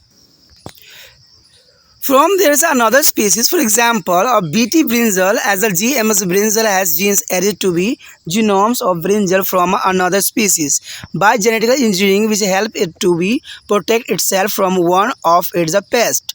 The Salmonella fish has been genetically modified by adding to the more active salmon growth hormone genes. But the concern there about the safety of GM food to human and other animals are also to be environment. And as I said earlier, 2000 several countries agree to the biosafety protocols by which is the safety of using GM food is a false assertions before using them. In our countries, as Department of Biotechnology is a compliant with the rules of Environment Protection Act EPA has to be consulted to granted a permission for the research and use of any GM organism and after testing it is safety to human and other animals and environment. The next is biopiracy. Biopiracy is here. The biopiracy is mean to the theft. Is a biopiracy is mean to the protecting to the exporting of biologically resource of another country without being to the authorities to the given to the required compensation. For the example, a rich development country may be patent to the biosource such as the medicinally plant to traditionally knowledge of regarding to the biosource of development country. Sometimes is useful to biomolecules extract from a plant growing in another country may be a patent and use of the commercially benefit. Even genes from the foreign plants and animal may be a patent. Example, USA is a granted a patent from the is a germ plasma and basmati rice grow in India. The next is the most important is a biopatents here. A patent is a officially document is a portions of the document permit their holder to use of sell his here invention. The duration of the patent is a 20 years and is a patent hold has to be obtained a license on contain the dissolvable terms and condition. The India's Patent Act of 1970 is provide to patent from a invention to use of food. A medicine and drugs is allowed to the semiconductor, etc. In India, duration of patent for a 40-year expect of food and is a certicalis, which is only for a 7 year. There is a most important here. The patent is granted to be an inventor, so that his inventor is not be used by the other or commercially purpose. A patent may be granted for on invention to the discover to the improvement on earlier invention and process of genetical of patent and the concept of design. There is a most important patent is granted here. The first is on invention of the or discover and the improvement of the earlier invention. There is second and third is a process of geneticals and patent, and the fourth is a concept of design. There is a most important here. दोस्तों यहाँ पर अत्यंत महत्वपूर्ण बात आ गया है कि परजीवी जो है प्राणी यानी ट्रांसजेनिक एनिमल में आखिर क्या बात थी और क्या साइंटिस्टों ने यहाँ पर रिसर्च किया था। कहते हैं मवेशियों से प्राप्त जो वृद्ध हार्मोन यानी ग्रोथ हार्मोन के जीन के अनुवांशिक अभियांत्रिक द्वारा प्रविष्ट कराकर बड़ी मछलियाँ, सूअर अथवा अन्य जीव उत्पन्न किए जा चुके हैं। परजीवी बकरी अपने दूध में रुधिर का थक्का बनाने वाले प्रोटीन उत्पन्न कर सकती है, जो कि बहुत काफ़ी इंपॉर्टेंट बात रहता है, क्योंकि यहाँ पर दूध में देखिए कि यहाँ पर थक्का बनाने के लिए रुधिर के लिए उपस्थित होती है प्रोटीन। ये हेमोफीलिया से पीड़ित बच्चों के लिए जिनके रुधिर थक्का नहीं बनता है लाभदायक सिद्ध हो सकता है। देखिए आज जेनेटिकल मटेरियल के द्वारा कितनी जो है लाभदायक चीज़ों का जो है निर्माण किया जा रहा है, यानी इससे जो है कोई भी बच्चा हेमोफीलिया से ग्रसित होगा, अगर उस बकरी के दूध पिलाया जाता है तो उससे क्या होगा, उसको उस बीमारी से कई मायने में राहत मिल सकती है। तो ये काफ़ी इंपॉर्टेंट है। कहते हैं ना कि बहुत सी चीज़ें की ऐसी खोज हुई है जो लोगों के कल्याण के लिए अत्यंत महत्वपूर्ण सिद्ध भी हुआ है। अगर देखा जाए एक फैक्ट की बात तो कहते हैं कि अनुवांशिक अभियांत्रिक में एक जीव से दूसरे जीव जैसे पादपों से सूक्ष्म जीवों में, प्राणियों से सूक्ष्म जीवों में जीन के हस्तांतरण को व्यापक क्षमता है। ये तो बात जनरल सी है कि पादपों से सूक्ष्म जीवों में, प्राणियों में सूक्ष्म जीवों में जो स्थानांतरित होती है वो व्यापक रहती है, और इस प्रकार का जीन स्थानांतरण अन्य तकनीक जैसे संकरण द्वारा संभव नहीं है। यद्यपि आरडीएनए प्रौद्योगिकी समस्या रहित नहीं है। यह खतरा है कि दुर्घटनावश या इरादत रोजनारक उत्पन्न हो जाएं और उनका जो है दुरुपयोग हो, जैसे जैव युद्ध में हुआ था। कहते हैं जैव युद्ध जो है बहुत ही खतरनाक है। इसका जो है अभी इस समय लोगों को देखने को मिला है, जो कि कोरोना वायरस के रूप में था। कहते हैं जैव जो युद्ध होती है इतनी खतरनाक होती है जिसमें इंसानों को बचना संभव नहीं होता, क्योंकि ये वायु द्वारा और पानी द्वारा बहुत आसानी से फैलते हैं। जैसे आप कोरोना वायरस को भी जान चुके होंगे, और ये भी एक तरह से देखा जाए तो बायो वेपन के रूप में यूज किया गया था। अंततः आनुवांशिक प्रौद्योगिकी में अनुशासन के लिए कठोर निर्देश तय किए जाने की जरूरत है। देखिए ये बात बहुत ज़रूरी है कि अगर हम आनुवांशिकता खोज करते हैं या बायो वेपन के रूप में कोई चीज़ का निर्माण करते हैं तो इसमें कठोरता से नियम को लागू करने के लिए हर देश को ज़रूरी है। नहीं तो जापान जैसे देश जो है ऐसे कोरोना वायरस की रिसर्च करेंगे और पूरे विश्व को जो है त्राही मचाने के लिए जो है विवश हो जाएगा। तो ये सब सही नहीं है। इस पे जो है पूरे विश्व को इस पे समस्याओं पर समाधान की आवश्यकता है। कहते हैं हमारे लिए बायो जो है जो रिसर्च हो रही है कई मानने में बहुत ही इम्पोर्टेंट है, लेकिन इम्पोर्टेंट तब साबित होता है जब उसका सही उपयोग किया जाए। अगर गलत उपयोग किया जाएगा तो वो कभी भी जग कल्याण और मानव जाति के लिए सही नहीं होगा। जैसे आपको भी मैं हमेशा कहता हूँ कि जितना हो सके व्हाट्सएप स्टेटस पे लगाइए, जिससे ज़रूरतमंद बच्चों को पहुँचे, क्योंकि मैंने देखा है बहुत से बच्चे जो है मुझे थैंक्स भी बोल रहे हैं। ठीक है, क्योंकि ये इसलिए हो रहा है क्योंकि आप व्हाट्सएप स्टेटस पे लगाते हो और उनको जो है उनके मनपसंद टॉपिक उनके ही लैंग्वेज में, उनके ही भाषा में और उनके ही समझ में प्राप्त हो जाता है। तो कहते हैं ये सोने पर सुहागा उनके लिए होता है। तो सोचना नहीं है दोस्तों, विचार नहीं करना है। कहते हैं ये तो विश्व की बात थी, लेकिन ये तो जर्नल आपके लिए है। अगर आप अग्रसर रहोगे उसी प्रकार त्रिपाण सेंटर भी आपके लिए सदैव अग्रसर रहेगा। आगे हमारा है जैव सुरक्षा। कहते हैं अगर देखा जाए जैव सुरक्षा के बारे में तो आनुवांशिक रूप से रूपांतरित जीएम यानी जीवों के भोजन के रूप में प्रयोग करने में संभावित जोखिम के बारे में लोगों के बीच चिंता बनी हुई है, क्योंकि ये काफ़ी समस्या भी उत्पन्न कर रही है। आप जानते ही हो कि जीएम जीव वह होता है जिसमें किसी अन्य जीव के किसी जीन का समावेश होता है। अगर उदाहरण के रूप में हम देखें तो बीटी बैगन को जो है देख सकते हो, जो कि जीएम बैगन है, जिसमें आनुवांशिक इंजीनियरिंग द्वारा किसी अन्य प्रजाति के जीन उसके जीनोम में समाविष्ट कर दिए जाते हैं, जिससे वह अपने ऊपर आक्रमण करने वाले पीड़कों में से एक पीड़क को आक्रमण से अपनी सुरक्षा कर लेता है। ठीक है, अगर देखा जाए सालन मछली में अपेक्षाकृत अधिक सक्रिय सालन के वृद्धि हार्मोन के जीनों में सुरक्षा जो होती है जीनोम में समावेशित कर उसे आनुवांशिक रूप से रूपांतरित बनाया जा सकता है, जो कि काफ़ी इंपॉर्टेंट भी रखता है। लेकिन जीएम खादों के मानकों और अन्य जंतुओं के लिए पर्यावरण के लिए भी सुरक्षा के लेकर चिंता बनी हुई है। कहते हैं अगर देखा जाए तो सन 2000 के आरंभ में अनेक देश एक जैव सुरक्षा संधि के लिए सहमत हो गए थे, जिसके द्वारा जीएम खादों के इस्तेमाल किए जाने में पूर्व उनकी सुरक्षा के बारे में निश्चित कर दिया जाए, जो कि बहुत मानने में ज़रूरी भी था, क्योंकि जैविक खादों को अगर सुरक्षित करना है, क्योंकि एक तरह से देखा जाए तो ये बायो होती है, और बायो जो होती है काफ़ी खतरनाक भी होती है। अगर देखा जाए तो हमारे देश में जीएम जीव का उसके मानवों और अन्य जंतुओं और पर्यावरण के लिए सुरक्षित होने की जांच करने के बाद ही प्रयोग किया जा सकता है। इसकी जिम्मेवारी जो है जैव प्रौद्योगिकी विभाग की होती है, जो पर्यावरण संरक्षण अधिनियम EPA के नियम के अनुपालन अनुसार जो है अनुसंधान के लिए अनुमति भी देता है। कहते हैं जीएम जीव का उपयोग तभी किया जा सकता है जब अन्य जीव, पर्यावरण एवं मानव की सुरक्षा हेतु सभी प्रकार से परीक्षण कर लिया जाए। देखिए ये बात बहुत इंपॉर्टेंट है और मानने भी है कि जितना हो सके कोई भी अगर बायो हम रिसर्च करते हैं तो उसको हर जो है कसौटी पे खड़ा कर लेना अनिवार्य होता है, क्योंकि ये आगे चल के जो है मानव के लिए कहीं क्षति का कारण न बन जाए। तो इन सब बातों को जो है साइंटिस्ट देख के ही इसको जो है हमारे देश में लागू करते हैं। तो ये बहुत काफ़ी इंपॉर्टेंट बात भी है और ज़रूरी भी है। दोस्तों उसके पश्चात हमारे समक्ष है जैव चौर्य यानी बायोपैरेसी। देखिए बायोपैरेसी भी उसी प्रकार की एक टेक्निक है। कहते हैं अंग्रेजी शब्द जो है पैरेसी यानी चौर्य का अर्थ है पैरेसी, ठीक है, और चोरी का कार्य यानी चौर्य। इस शब्द को पूर्व जो है बायो जैव लगा हुआ है।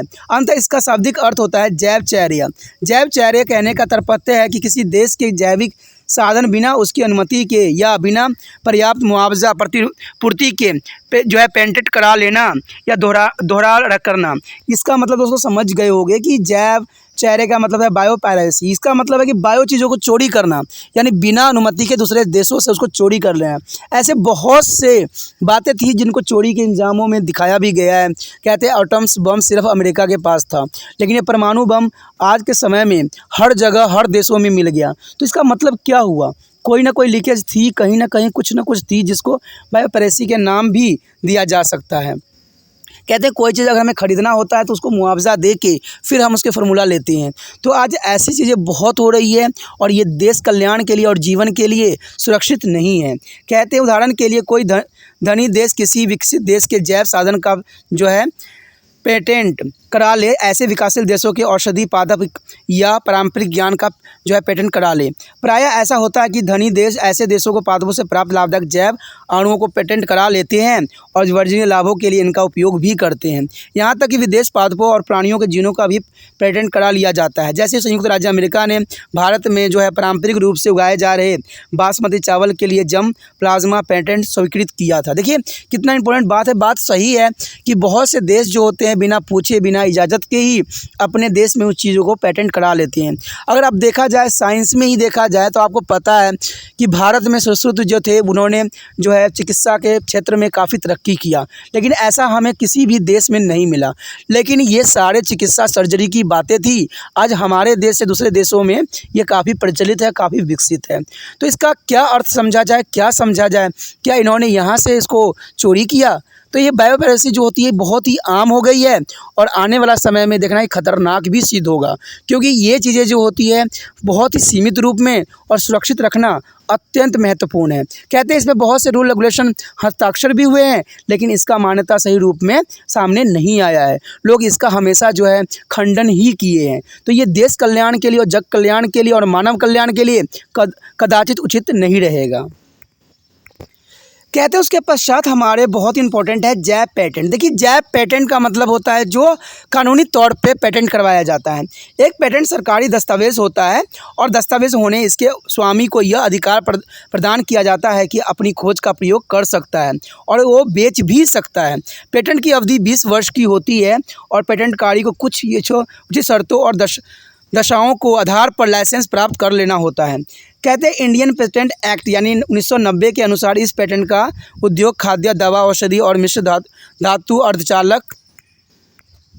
आदियों से संबंधित अनुप्रयोग के लिए किया जा सकता है। भारत में जो है पेटेंट की अवधि 14 वर्ष की होती है, लेकिन खाद्य और भौतिक मामलों में वह केवल 7 वर्ष को ही रखा गया है। कहते हैं खोजकर्ता को पेटेंट पर स्वीकृति किया जाता है ताकि उनके द्वारा किए गए खोज का वाणिज्यिक उपयोग कोई दूसरा न कर सके। पेटेंट नियम के लिए स्वीकृति किया गया है, यानी कुछ बातों को यहाँ पर रखा गया है। वो बातें जो है मेनली ये होता है कि अवलंबन या खोज यानी कैसे डिस्कवर हुई है, पूर्व किए गए अन्वेषण में सुधार यानी जो पुराने किए गए हैं उनमें हम सुधार किस प्रकार कर सकते हैं, या पेटेंट उत्पादन की प्रक्रिया या संकल्पन का डिज़ाइन। तो इन बातों पे जो है विशेष ध्यान दिया जाता है।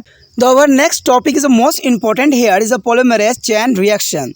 The polymerase chain reaction is simply for PCR. Their PCR is the most important. You have already learned to the 22 is that a DNA. Lesson of 22 DNA is a polymerase is an enzyme responsible for a DNA replication or making a copy of a DNA molecules. In the techniques is called polymerase chain reaction, means PCR. There is a DNA polymerase is an enzyme used to repeatedly for making a many copy of a small fragment of DNA, and thus polymerase chain reaction or PCR help in making many copy of a small amount of DNA. There is a most important here shown in this figure. There a piece of DNA is amplified and the heat 97 Celsius to the stand of separated. There is a most important and added to the primer and the cool of 40 Celsius so that they are blind to a DNA. There is a most important, but first is come here the step in the PCR. There is a first step is a double helical. DNA molecules is a heated so that is a break up into two stand, and second is a primer are added and their DNA is a cooled, and third is a DNA polymerase is added and it's a presence of two single stand acquired complementary stand, and so two molecules of DNA are formed. And so in this figure there is a most important for here. There is a residing temperature of 70 Celsius. The is a thermostable polymerase enzymes and copy each stand starting at the primer. There is a goes back to the repeated process until enough DNA is made. There is a polymerase chain reaction diagram is completely understand for you. And the next is, and these steps are repeated to get a multiply copy of DNA, and this are days the DNA polymerase from a bacterium leaving the hot spring is called truck polymerase is used a PCR machine. The DNA amplified by the PCR can be used a various technique. दोस्तों हमारे समक्ष जो है अत्यंत महत्वपूर्ण topic आया है, वो है पोलीमरेज श्रृंखला अभिक्रिया यानी पोलीमरेज चेन रिएक्शन। ये जो बहुत ही इंपॉर्टेंट है क्योंकि इसमें हम पहले जो है हमने 22 चैप्टर किया था, 22वां चैप्टर, उसमें हमने डीएनए पोलीमरेज के डीएनए प्रकृति या डीएनए अणु के प्रतिलिपि निर्माण के लिए उत्तरदायी जो है प्रकीवन की विषय में हमने चर्चा किया था, जो कि काफ़ी इंपॉर्टेंट भी था। इसमें हमने जाना था कि कैसे जो डीएनए प्रतिलिपि बनाती है और कैसे जो है ये आगे बढ़ता है। लेकिन यहाँ पर पोलीमरेज चेन रिएक्शन जो है कई मानने में बहुत ही इंपॉर्टेंट है क्योंकि इसमें जो है ये कॉपी करती है, और कॉपी करने का अर्थ क्या होता है कुछ स्टेप से आप यहाँ समझ सकती हो। कहते हैं सबसे पहली बात तो यही आता है कि डीएनए पोलीमरेज प्रक्रिया की डीएनए के एक छोटे से खंड को अनेक प्रकृतियाँ यानी प्रतिलिपियाँ यानी कॉपी प्राप्त कर सकती हो। छोटे से डीएनए से हम कई प्रतिलिपियां प्राप्त कर सकते हैं, जो कि बहुत इंपॉर्टेंट होता है।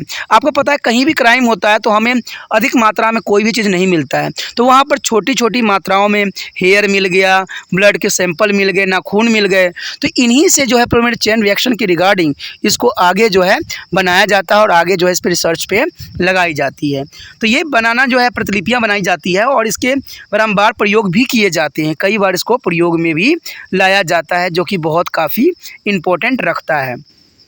इस तकनीक को जो है पोलीमरेज श्रृंखला अभिक्रिया हिंदी में कहते हैं, यानी पोलीमरेज श्रृंखला अभिक्रिया कहते हैं। और इस प्रकार जो पोलीमरेज श्रृंखला अभिक्रिया यानी पोलीमरेज चेन रिएक्शन को अगर सिंपली वर्ड में देखा जाए तो पीसीआर भी कहते हैं। ठीक है, ये डीएनए की छोटी मात्रा के अनेक प्रतिलिपियां बनाने में सहायता करता है, जो कि बहुत काफ़ी इंपॉर्टेंट है। अगर आप यहाँ पर डायग्राम देख रहे होगे तो डायग्राम में भी इस बात के लिए चर्चा की गई है। देखिए यहाँ पर डीएनए का टुकड़ा परिवर्तित किया हुआ है और इसको 95 तक सेल्सियस तक गर्म करके दोनों रेडिकल अलग हो जाते हैं और प्राइमर डाला गया और जो है 40 सेल्सियस तक ठंडा किया गया है जिससे यह डीएनए में जुड़ जाए, जो कि बहुत काफ़ी इंपॉर्टेंट भी रहता है। अगर देखा जाए तो कुछ हमारे यहाँ स्टेप है जो कि बहुत काफ़ी इंपॉर्टेंट और मान्य हैं। तो पहला स्टेप तो हमारा यही है कि पीसीआर में निम्न चरण होते हैं कि दोहरी कुंडलित डीएनए अणु का निर्माण किया जाता है। दूसरा है कि दोहरी कुंडलित में जो होती है हमारा कि प्राइमर मिले जाए तो डीएनए ठंडा किया जाता है। तो यहाँ दोनों ही बात काफ़ी इंपॉर्टेंट रखता है, क्योंकि हम दोहरी कुंडलित डीएनए अणु के जो अगर गर्म किया जाता है तो उसमें 2 तंतुओं में टूट जाता है, जैसे कि हमने चित्र में भी देखा। और दूसरा जो है प्राइमर मिलाया जाए तो इसमें डीएनए ठंडा किया जाता है। तो इसका जो है पॉलीमरेज श्रृंखला अभिक्रिया यहाँ पर आपको दर्शाया गया है, जिसमें डीएनए बन जाने तक इसे दोहराया जाता है। तो ये काफ़ी इंपॉर्टेंट तकनीक है, जिसमें कहीं भी साइंस के जो है खोज में बहुत काफ़ी इंपॉर्टेंट भी स्थान रखेगा। और कहते हैं आजकल बहुत से क्राइम भी होते हैं, उसमें भी जो है पीसीआर का बहुत ही इंपॉर्टेंट योगदान रहता है। और इसमें जो तीसरी बात आती है वही ये आता है कि डीएनए पॉलीमरेज जोड़ा जाता है और इसकी उपस्थिति में 2 एकल तंतु को एक पूरक तंतु प्राप्त हो जाता है। यानी जब डीएनए के हमें छोटे टुकड़े मिलते हैं तो इसको हम पॉलीमरेज पीसीआर के द्वारा जो है इसको जोड़ने की कोशिश करते हैं और एक पूरा डीएनए बनाने की कोशिश करते हैं। और इस प्रकार डीएनए के 2 अणु बन जाते हैं। और इस प्रकार जो है 2 अणु बन जाने के बाद हमारे लिए कोई चीज़ को रिसर्च करना बहुत ही आसान रह जाता है। कहते हैं अगर डीएनए के अनेक प्रतिलिपियाँ प्राप्त करने के लिए इन चरणों को दोहराया जाता है, लेकिन आजकल सूत्रों में पाए जाने वाले बैक्टीरिया से प्राप्त डीएनए पॉलीमरेज, जिसे हम टैग पॉलीमरेज यानी टैग पॉलीमरेज के नाम कहा जाता है, को हम पीसीआर यानी पॉलीमरेज चेन रिएक्शन मशीन में प्रयोग किया जा सकता है। यानी आज के समय में देखा जाए तो ये मशीन के रूप में बहुत ही सुचारू रूप से उपलब्ध रहती है। अगर देखा जाए तो पीसीआर द्वारा प्रयुक्त डीएनए अनेक तकनीकी विश्लेषण और जो है क्लोनिक्स में प्रयोग किया जा सकता है, जो कि काफ़ी इंपॉर्टेंट रखता है। ठीक है, तो इसी कहते हैं दोस्तों डीएनए जो पीसीआर के बारे में आपने जाना, ये बहुत ही इंपॉर्टेंट टेक्निक है जो आज के लिए बहुत ज़रूरी है। इसी के रिगार्डिंग जो है हमारे समक्ष आता है डीएनए फिंगरप्रिंटिंग। अब देखते हैं डीएनए फिंगरप्रिंटिंग क्या है। The next topic is most important DNA fingerprinting. DNA fingerprinting is the most important here. Like our fingerprint is a repeated sequence in our DNA are unique. You must be have heard that is the police the left fingerprint from two scenes of crime to identify the is a culprit is case of rape. The culprit is a case of the rape and thief of murder. There is a most important identity of culprit on a case of rape and thief and murder. In 1984, Alice Zelfers is the geneticist is the invention of techniques and which could be a destructed their DNA of person from that another and called to the technique of genetical fingerprinting of DNA fingerprinting, and this technique is now used for scientific investigation of the crime. And for example, identify the correctly their accused it a rape and murder to solve the paternity disputes and find out who their actually father of a child is. There is a most important here. There is a DNA fingerprinting can be done from a very small amount of DNA and which are taken about of teeny drop of blood, semen, hair follicles and tooth bulbs, etc. The pick up from two scenes of crime, and these steps techniques are here. The first is step here, a DNA isolated from a blood, semen, etc. and is a quantity is increasing through the PCR and their length of this DNA piece vary from a person to the person because of contain or repeated a sequence of nucleotides DNA and which vary. And the DNA pieces are separated from each other according to size and charge with the help of techniques called to the electrophoresis. And the pattern you can see in the figure given below the unique of each person. There is a most important for the hair diagram. There is a unique structure. They are matched to each other. There is a under the carpet. And in a crime there is maybe therefore as a subsected is there are DNA fingerprint is carried out and compared with that of the DNA picked up from to the scenes of crime, and the one that is a match the DNA print of one of their suspect in the actually culprit. There is a most important things here. कहते हैं दोस्तों finger printing जो है कई मायने में important है और आज के समय में एक वरदान है, क्योंकि इससे हम बहुत सी बातों को जो है अनजाने चीज़ों के बारे में भी हम जान जाते हैं। लेकिन ये संभव तभी हुआ जब इसको जो है साइंटिस्ट जो है एलेक जेफरीज ने जो है 1884 में खोज किया। और ये आज के समय में जो है फोरेंसिक साइंस के लिए एक वरदान सिद्ध हो गया। चाहे कोई भी रेप हो, चाहे मर्डर हो या किसी प्रकार की घटना हो, इसमें डीएनए का अपना एक महत्वपूर्ण स्थान रहता है और फिंगर प्रिंटिंग का स्थान तो रहता ही रहता है। ठीक है, तो कहते हैं हमारे फिंगर प्रिंटिंग उंगलियों के छाप के समान हमारे डीएनए में पाए जाने वाले पुनरावृत्त अनुक्रम यानी रिपीटेड सीक्वेंस होती है जो अद्वितीय होती है। आपने सुना ही होगा कि पुलिस अपराध के स्थान से फिंगरप्रिंट उठाती है और इसकी सहायता से बलात्कार, चोरी या हत्या के अपराधी का जो है पता बहुत आसानी से लगा लेती है। कहते हैं जो ये जो खोज हुई थी, जो एल्फ्रेड जेफरीज ने की थी, अनुवांशिक विभेद थे यानी अनुवांशिक जेनेटिक्स के ही साइंटिस्ट थे, एक तकनीकी विकसित किया जिसकी सहायता से अलग अलग लोगों के डीएनए के बीच में विभेद किया जा सके और उन्हें इस तकनीक को अनुवांशिक फिंगरप्रिंटिंग या डीएनए फिंगरप्रिंटिंग का नाम से पुकारा।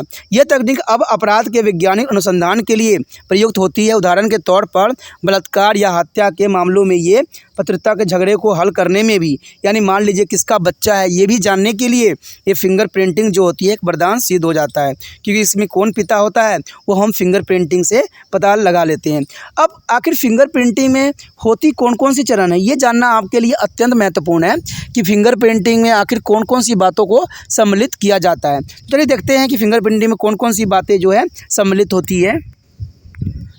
कहते हैं अगर देखा जाए तो डीएनए फिंगरप्रिंटिंग अति अल्प मात्रा में डीएनए जो कि खून की छोटी सी बूंद हो सकती है, शुक्राणु हो सकती है, रोमकूप हो सकती है, दंत मज्जा से प्राप्त किया जा सकता है, को अपराध के स्थान से उठाया जाता है। और इस तकनीक के चरण जो होते हैं कुछ इस प्रकार होते हैं। पहला तो हमारा यही चरण होता है कि डीएनए का खून, वीर्य आदि से पृथक किया जाता है, क्योंकि इन सब चीज़ों में जो होती है डीएनए प्रेजेंट होती है। इसकी मात्रा जो है पीसीआर द्वारा बढ़ाई जा सकती है, यानी पीसीआर के रिगार्डिंग जैसे हमने पहले ही पढ़ा है पॉलीमर चेन रिएक्शन के रिगार्डिंग छोटी सी मात्रा को हम कई गुना बढ़ा सकते हैं, जो कि बहुत काफ़ी इंपॉर्टेंट टेक्निक था जिसके विषय में हमने पढ़ा था। ठीक है, इस डीएनए खंड की लंबाई डीएनए में विद्यमान न्यूक्लियोटाइड्स के विशेष पुनरावृत्त अनुक्रम के कारण एक व्यक्ति से दूसरे व्यक्ति में भिन्न होती है, जो कि जर्नल सी बात है। वैद्युत कण संचलन यानी इलेक्ट्रोफोरेसिस तकनीक द्वारा डीएनए के खंडों को इनकी लंबाई आवेश का अनुसार जो है पृथक किया जाता है। जैसे कि आप चित्र में भी देखोगे प्रत्येक व्यक्ति के लिए जिसकी संरचना भिन्न होती है। जैसे आपने देखा होगा, आप देखो पहले में कितना डिफरेंस है, दूसरा में देखो कितने डिफरेंस है, इसी प्रकार सभी में डिफरेंस है। और मान लीजिए ये हमारे पास 5 व्यक्ति जो हैं करपिट हो या 6 व्यक्ति करपिट हैं, अगर इनमें से अगर किसी बच्चे के लिए डीएनए फिंगरप्रिंटिंग किया जाए तो अगर बच्चे के फिंगरप्रिंटिंग जिसके फिंगरप्रिंटिंग से काफ़ी हद तक मैच करेगा वही उसका फादर होगा। तो ये काफ़ी इंपॉर्टेंट टेक्निक रहता है और ये बहुत ज़रूरी भी रहता है। और अपराध में भी ऐसे ही होता है कि मान लीजिए कई व्यक्ति अपराध के दोषी हैं, लेकिन उसमें से सिर्फ एक व्यक्ति अपराधी है, तो उसमें से सभी व्यक्तियों के फिंगरप्रिंटिंग ली जाती है। ठीक है, और उसका फिंगरप्रिंटिंग जो उस व्यक्ति से मिला है जिसका हत्या हो गया या उसके साथ बलात्कार या कुछ भी हुआ, तो उनसे जो है ये फिंगरप्रिंटिंग मिलाई जाती है और जिसके साथ मैच कर जाता है वही व्यक्ति जो होता है अपराधी सिद्ध हो जाता है। तो यही जो है यहाँ डायग्राम में समझाने की कोशिश किया गया है।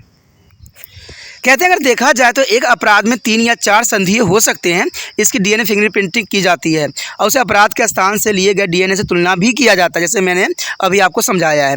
जिसका डीएनए मेल खा जाता है वही व्यक्ति जो है अपराधी साबित होता है और वही अपराधी बन जाता है। तो ये बहुत काफ़ी इंपॉर्टेंट है कि ये जो फिंगरप्रिंटिंग होती है, आपने देखा होगा फिल्मों टीवीओं में भी देखा होगा, कई जगह तो इसको गलत भी उपयोग किया जाता है कि अपराध कोई और व्यक्ति करता है और दूसरे व्यक्ति का फिंगरप्रिंट ला के यहाँ पर छोड़ देते हैं, जैसे वो व्यक्ति अपराधी सिद्ध हो जाता है।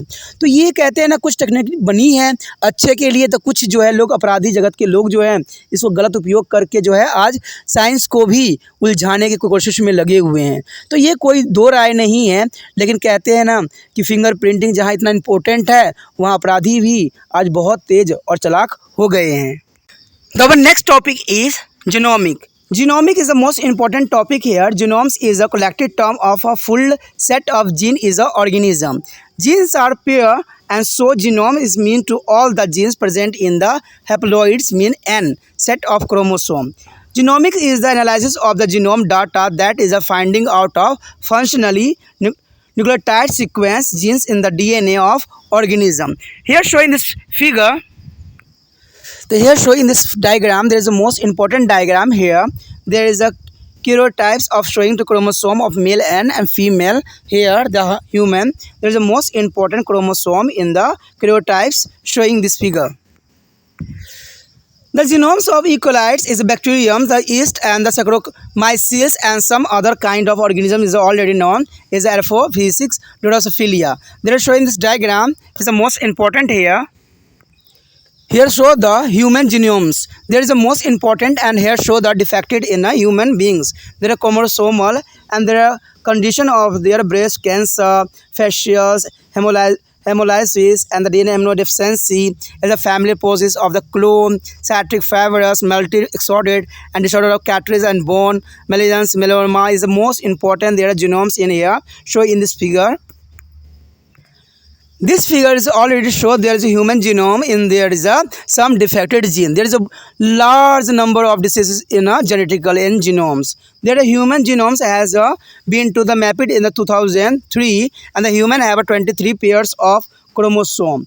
There is a sequence of 2n is equal to 46 and the human genomes has a 3 into 10 power 9 nucleotides and the base pair of and if the sequence of nucleotide genes is known it will be process of is a pinpoint and defected genes shown in the figure is a box. Identify genes for the correction of the genetic disorder and their gene therapy genetical counseling. There is a most important topic here.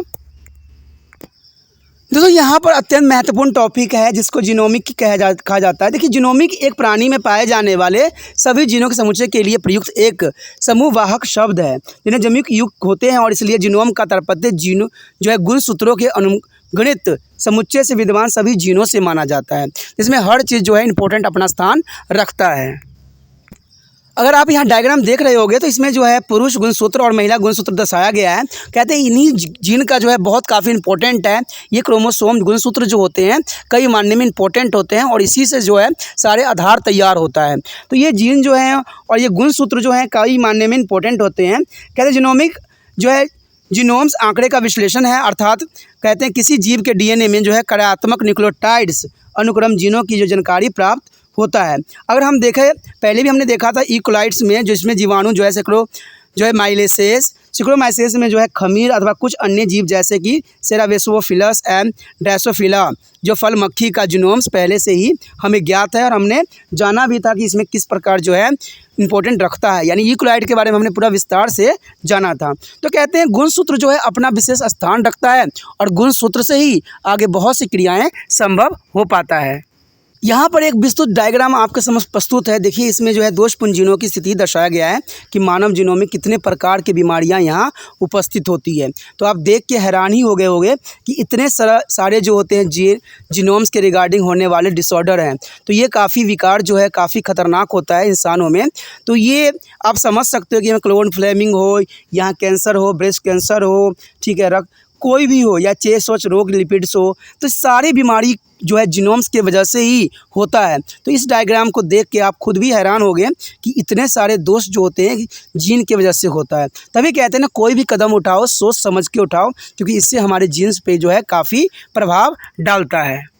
अगर 2003 में अगर देखा जाए तो मानव genome का चित्रण mapping हो चुका था और मानवों में जो है 23 जोड़े जो होती गुणसूत्र यानी N2N जो 46 पाए जाते थे मानव जीनोम में 3 × 10 की पावर 9 न्यूक्लियोटाइड बेस युक्त होते हैं और ये न्यूक्लियोटाइड जो होते हैं का अनुक्रम जीनोम ज्ञात हो तो दोषपूर्ण जीनों की जो है इंद्रित करना संभव हो जाता है। जैसे कि वृक्ष में आपने चित्र में भी दर्शाया होगा, ठीक है, इस चित्र में भी दर्शाया गया था।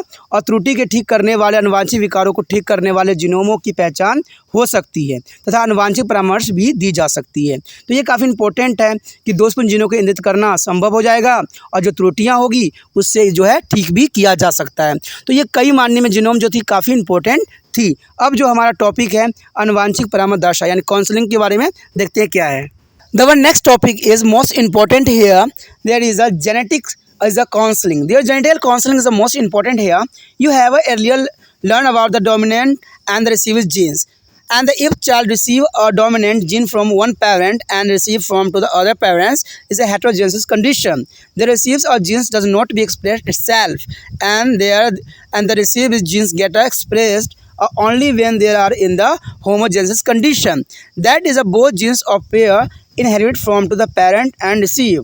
And you are probably is appreciate which is a marriage between a close relation. And term is a consequences is marriage is a discourage and began to relate it. Both parents may be passed down to defective genes which may be present in a family.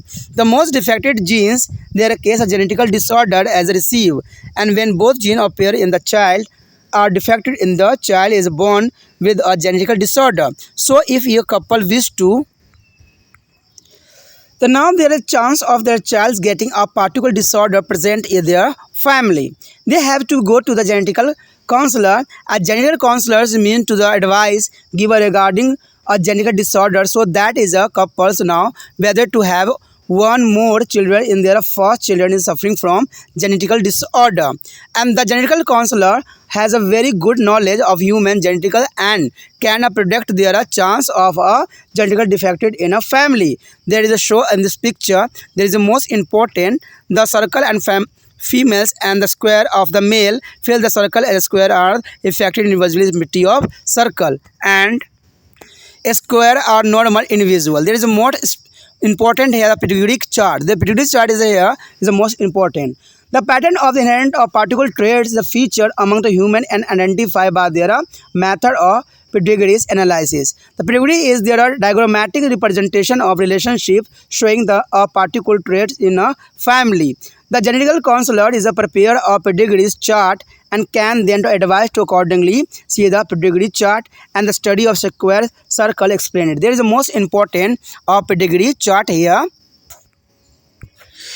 जैसे कि दोस्तों हमें पता है कि अनुवांशिक परामर्श, देखिए अनुवांशिक परामर्श से पहले एक बात मैं आपको भी परामर्श लेना चाहता हूं और करना चाहता हूं ये कि जितना हो सके ये वीडियो को शेयर कीजिए, क्योंकि तिरपान एसडी सेंटर का यही उद्देश्य है कि हर एक बच्चे तक पहुंचे और उनको लाभांतरित करें।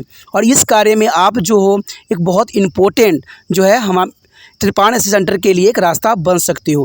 दोस्तों ये बात बहुत ज़रूरी है क्योंकि तिरपान एसडी सेंटर जो है इसको हिंदी इंग्लिश में इसलिए ला रहा है क्योंकि तिरपान एसडी सेंटर को पता है कि जो बच्चे हिंदी मीडियम होते हैं उनको टीचर जो होते हैं डीमोटिवेट करते हैं, लेकिन तिरपान एसडी सेंटर ऐसा नहीं चाहता है। उन बच्चों को भी आगे लाना चाहता है जो आगे बढ़ना चाहते हैं, जो अपने मर्जी से जीवन आगे जो है अच्छे से अच्छे डॉक्टर बनना चाहते हैं, अच्छे इंजीनियर बनना चाहते हैं। तो ये तभी संभव होगा जब वो अपनी इच्छा से जाएंगे, ठीक है। लेकिन उनका सबसे बड़ी प्रॉब्लम होती है कि हिंदी मीडियम है, इंग्लिश मीडियम है।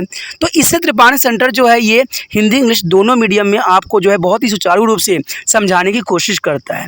तो ये काफ़ी इम्पोर्टेंट आपके लिए रहता है। इसलिए आपको अधिक नहीं करना है, उन बच्चों तक नहीं जाना है, सिर्फ आपको एक ही कार्य करना है कि इसके जो लिंक है उसको कॉपी करके व्हाट्सएप स्टेटस पे लगा देना है। अब सोचिएगा कि आप ऐसा क्यों कीजिएगा, क्योंकि मैं तो आप वीडियो देख लोगे और छोड़ के चले जाओगे। लेकिन दोस्तों कहते हैं ना, अपना ही मंतव्य पूरा करना किसी भी जन इंसानों के लिए सही नहीं है, ठीक है। क्योंकि सबका सहायता सबका ज़रूरी है, क्योंकि उन बच्चों को भी इस वीडियो क्या पता आपके माध्यम से प्राप्त हो और वो अच्छे से अच्छे डॉक्टर बन जाए, कुछ अच्छे। देखिए यहाँ पर सवाल ये नहीं उठता कि प्रोनाउंसिएशन कैसा है। कहते हैं एक आम इंसान के पास जाओगे ना तो आम इंसान का प्रोनाउंसिएशन ऐसा ही होता है, क्योंकि हम आम इंसान हैं, हम इंडियन हैं। लेकिन वही अगर आप अंग्रेज़ों के पास जाओगे जहाँ पर आपको एक वर्ड भी समझ में नहीं आएगा। कहते हैं बड़े बड़े इंस्टीट्यूट होते हैं वो सब इंग्लिश मीडियम ही रहते हैं, तो उनका पढ़ाया हुआ वर्डिंग भी आपको कई मायने में समझ नहीं आता है। लेकिन तिरपान सेंटर जो है बहुत ही आसान और देसी लैंग्वेज में रहता है, जो कि आपके लिए समझना और सोचना भी बहुत ही आसान हो जाता है। तो कहते हैं बड़े बड़े हाई फाई ट्यूशन और क्लासेस लगाने से अच्छा है कि तिरपान सेंटर से जुड़ जाइए। और कई बच्चों ने मुझे ये भी कंप्लेंट किया है कि ये वीडियो उन तक नहीं पहुंच रहा है और बहुत लेट पहुंच रहा है। तो ये बात मैं ऐसा नहीं सुनना चाहता हूं, और मैं चाहता हूं कि आप जितना हो सके अपनी तरफ से कार्यशील रहो, यानी अपना जो है व्हाट्सएप स्टेटस पे लगाओ, जिससे आपके न जाने अनजाने में कोई बच्चा जो हो इस तिरपान सेंटर से जुड़ जाए और उनको जो हो फ़ायदा पहुँच जाए। तो ये काफ़ी इंपॉर्टेंट रहता है, ठीक है। तो ये काउंसलिंग में भी यही बात आता है कि अनुवांशिक परामर्श, देखिए यहाँ पर जो काउंसलिंग की जाती है अनुवांशिकता के लिए। आपको अभी भाई जो अप्रभावित जीनों के बारे में पहली जानकारी है। यदि एक शिशु एक जनक से प्रभावित दूसरे जनक से अप्रभावित जीन प्राप्त करता है, आपने देखा होगा कि एक बच्चे में जो है कई प्रकार के डिसऑर्डर होते हैं, तो वो क्या करते हैं, आनुवंशिक परामर्शदर्शा से बात विचार करते हैं। तो वो वही बात को यहाँ दोहराते हैं कि अप्रभावित जीन जो होते हैं अव्यक्त नहीं होते हैं और अप्रभावित जीनों की अभिव्यक्ति केवल समयोजित स्थिति में ही होती है, अर्थात जब युग्मज दोनों जीन अप्रभावी है। आप संभवतः इस बात का महत्व समझेंगे कि निकट संबंधियों के बीच विवाह संबंध को क्यों मना किया जाता है। तो ये बहुत काफ़ी इंपॉर्टेंट होता है कि सगे संबंधियों के साथ विवाह नहीं करना चाहिए। संबंधी होने पर दोनों जनक परिवार में विद्यमान दोषपूर्ण जीन अगली पीढ़ी में स्थानांतरित हो जाती है। ठीक है, शायद ये बात आप लोगों को समझ नहीं होगी कि हमें कभी भी अपने रिश्तेदारों से शादी या मैरिज नहीं करना चाहिए, रिलेशन नहीं रखना चाहिए, क्योंकि जो बच्चे जन्म लेंगे उसमें उन्हीं के बीमारी और जो है डिसऑर्डर वो ट्रांसफ़र आगे होती रहेगी। ठीक है, तो इसमें क्या होगा कि इससे क्या होता है कि अधिकतर आनुवंशिक विकार उत्पन्न करने वाले दोषपूर्ण जीन अप्रभावी होते हैं। जब एक जोड़े के दोनों जीनों का दोषपूर्ण हो तो शिशु जो है आनुवंशिक विकार के साथ उत्पन्न होता है। अंततः यदि पति पत्नी अपने परिवार में विद्यमान किसी आनुवंशिक विकार के अनेक शिशु में पहुंचने की संभावना के बारे में जानती है तो उन्हें जो है आनुवंशिक सलाहकार से परामर्श करने की आवश्यकता होती है। और देखिए, जो भी आनुवंशिक परामर्शदर्शा होते हैं, सलाहकार होते हैं, कुछ इस तरह से जो है वंशावली आरेख चित्र बनाते हैं और इस आलेख चित्र से वो समझाने की कोशिश करते हैं कि किस प्रकार जो है आप जेनेटिकल डिसऑर्डर के शिकार हो सकते हो। यहाँ पर आपको बहुत ही सुचारू रूप में दिखाया गया है कि अगर मान लीजिए जो जेनेटिकल के डिसऑर्डर होंगे तो आगे जो है पीढ़ियों में स्थानांतरित 100% होगा। जो यहाँ पे डिग्री चार्ट जो है बिल्कुल क्लियर दिखाने की कोशिश किया गया है, जिसमें हर बात स्पष्ट रूप से आप देख सकते हो। तो कहते हैं आगे आनुवंशिक सलाहकार को मानव कहते हैं आनुवंशिक का जो है बहुत ज्ञान होता है, क्योंकि उनको आनुवंशिक के विषय में उन्होंने पढ़ रखा होता है और उनको नॉलेज भी होती है कि आनुवंशिकता कैसे आगे बढ़ती है और वो परिवार में आनुवंशिक दोष की भविष्यवाणी भी कर सकते हैं, क्योंकि उनको पहले ही पेडिग्री चार्ट से पता लग जाता है कि आने वाला बच्चे में कौन कौन से दोष होंगे। मानवों में एक विशेष लक्षण की वंशागति के अनुमान को वंशावली विश्लेषण की विधि द्वारा पहचाना जा सकता है। वंशावली एक परिवार में विद्यमान विशेष लक्षण को दर्शाने वाले संबंध के जो है आरेखित होते हैं और निरूपण भी होते हैं। आनुवंशिक परामर्शदर्शा एक वंशावली आरेख बनाता है और तदनुसार परामर्श देता है कि वंशावली आरेख के देखे वर्गों का वृत्तीय अध्ययन भी जरूरी रहता है। देखिए, तो इसी चार्ट से जो है पेडिग्री चार्ट से वो बता देते हैं कि दो बच्चों की मैरिज में, ठीक है, पुरुष और स्त्री के मैरिज में जो होगा कौन सी बीमारी बच्चों में जाएगा और किस प्रकार के दोष से जो है वो ग्रसित होगा। और मान लीजिए कोई पीढ़ी में अगर अंधा रहा हो या कोई पीढ़ी में किसी बीमारी का शिकार रहा हो, अगर वो दोनों आपस में उसके बच्चे से मैरिज होता है तो ये 100% है कि आगे वाला जनरेशन में वो कुछ गुण जो हो जरूर जाएगा। तो इसलिए सारी बातों को देख के ही जो है मैरिज करने की ज़रूरत होती है, नहीं तो आने वाला जनरेशन में बीमारियां स्थानांतरित होती है। तभी एक बात बताया जाता है, कभी भी सगे संबंधी से मैरिज नहीं करना चाहिए, नहीं तो जीण जो है कहीं ना कहीं जो है विकार उत्पन्न कर सकता है। तो ये काफ़ी इंपॉर्टेंट था और काफ़ी ज़रूरी भी था। इस चैप्टर में हमने बहुत कुछ जाना, बहुत कुछ समझा। दोस्तों, इसी के साथ हमारा ये चैप्टर ख़त्म हो रहा है। आगे का चैप्टर जो है अत्यंत महत्वपूर्ण है, तो अगला चैप्टर देखना मत भूलिएगा। उसमें हम बहुत ही जेनेटिक के बारे में और भी विस्तार से जानेंगे और समझेंगे कि और क्या क्या उसमें है। तो इसी तरह आप कृपाण चैनल को लाइक शेयर सब्सक्राइब कीजिए और साथ में एक काम इंपॉर्टेंट जो है जिसको भूलना नहीं है वो ये है कि इसका कॉपी के जो है आपने क्या करना, लिंक को कॉपी करना है और व्हाट्सएप स्टेटस पे लगा देना है।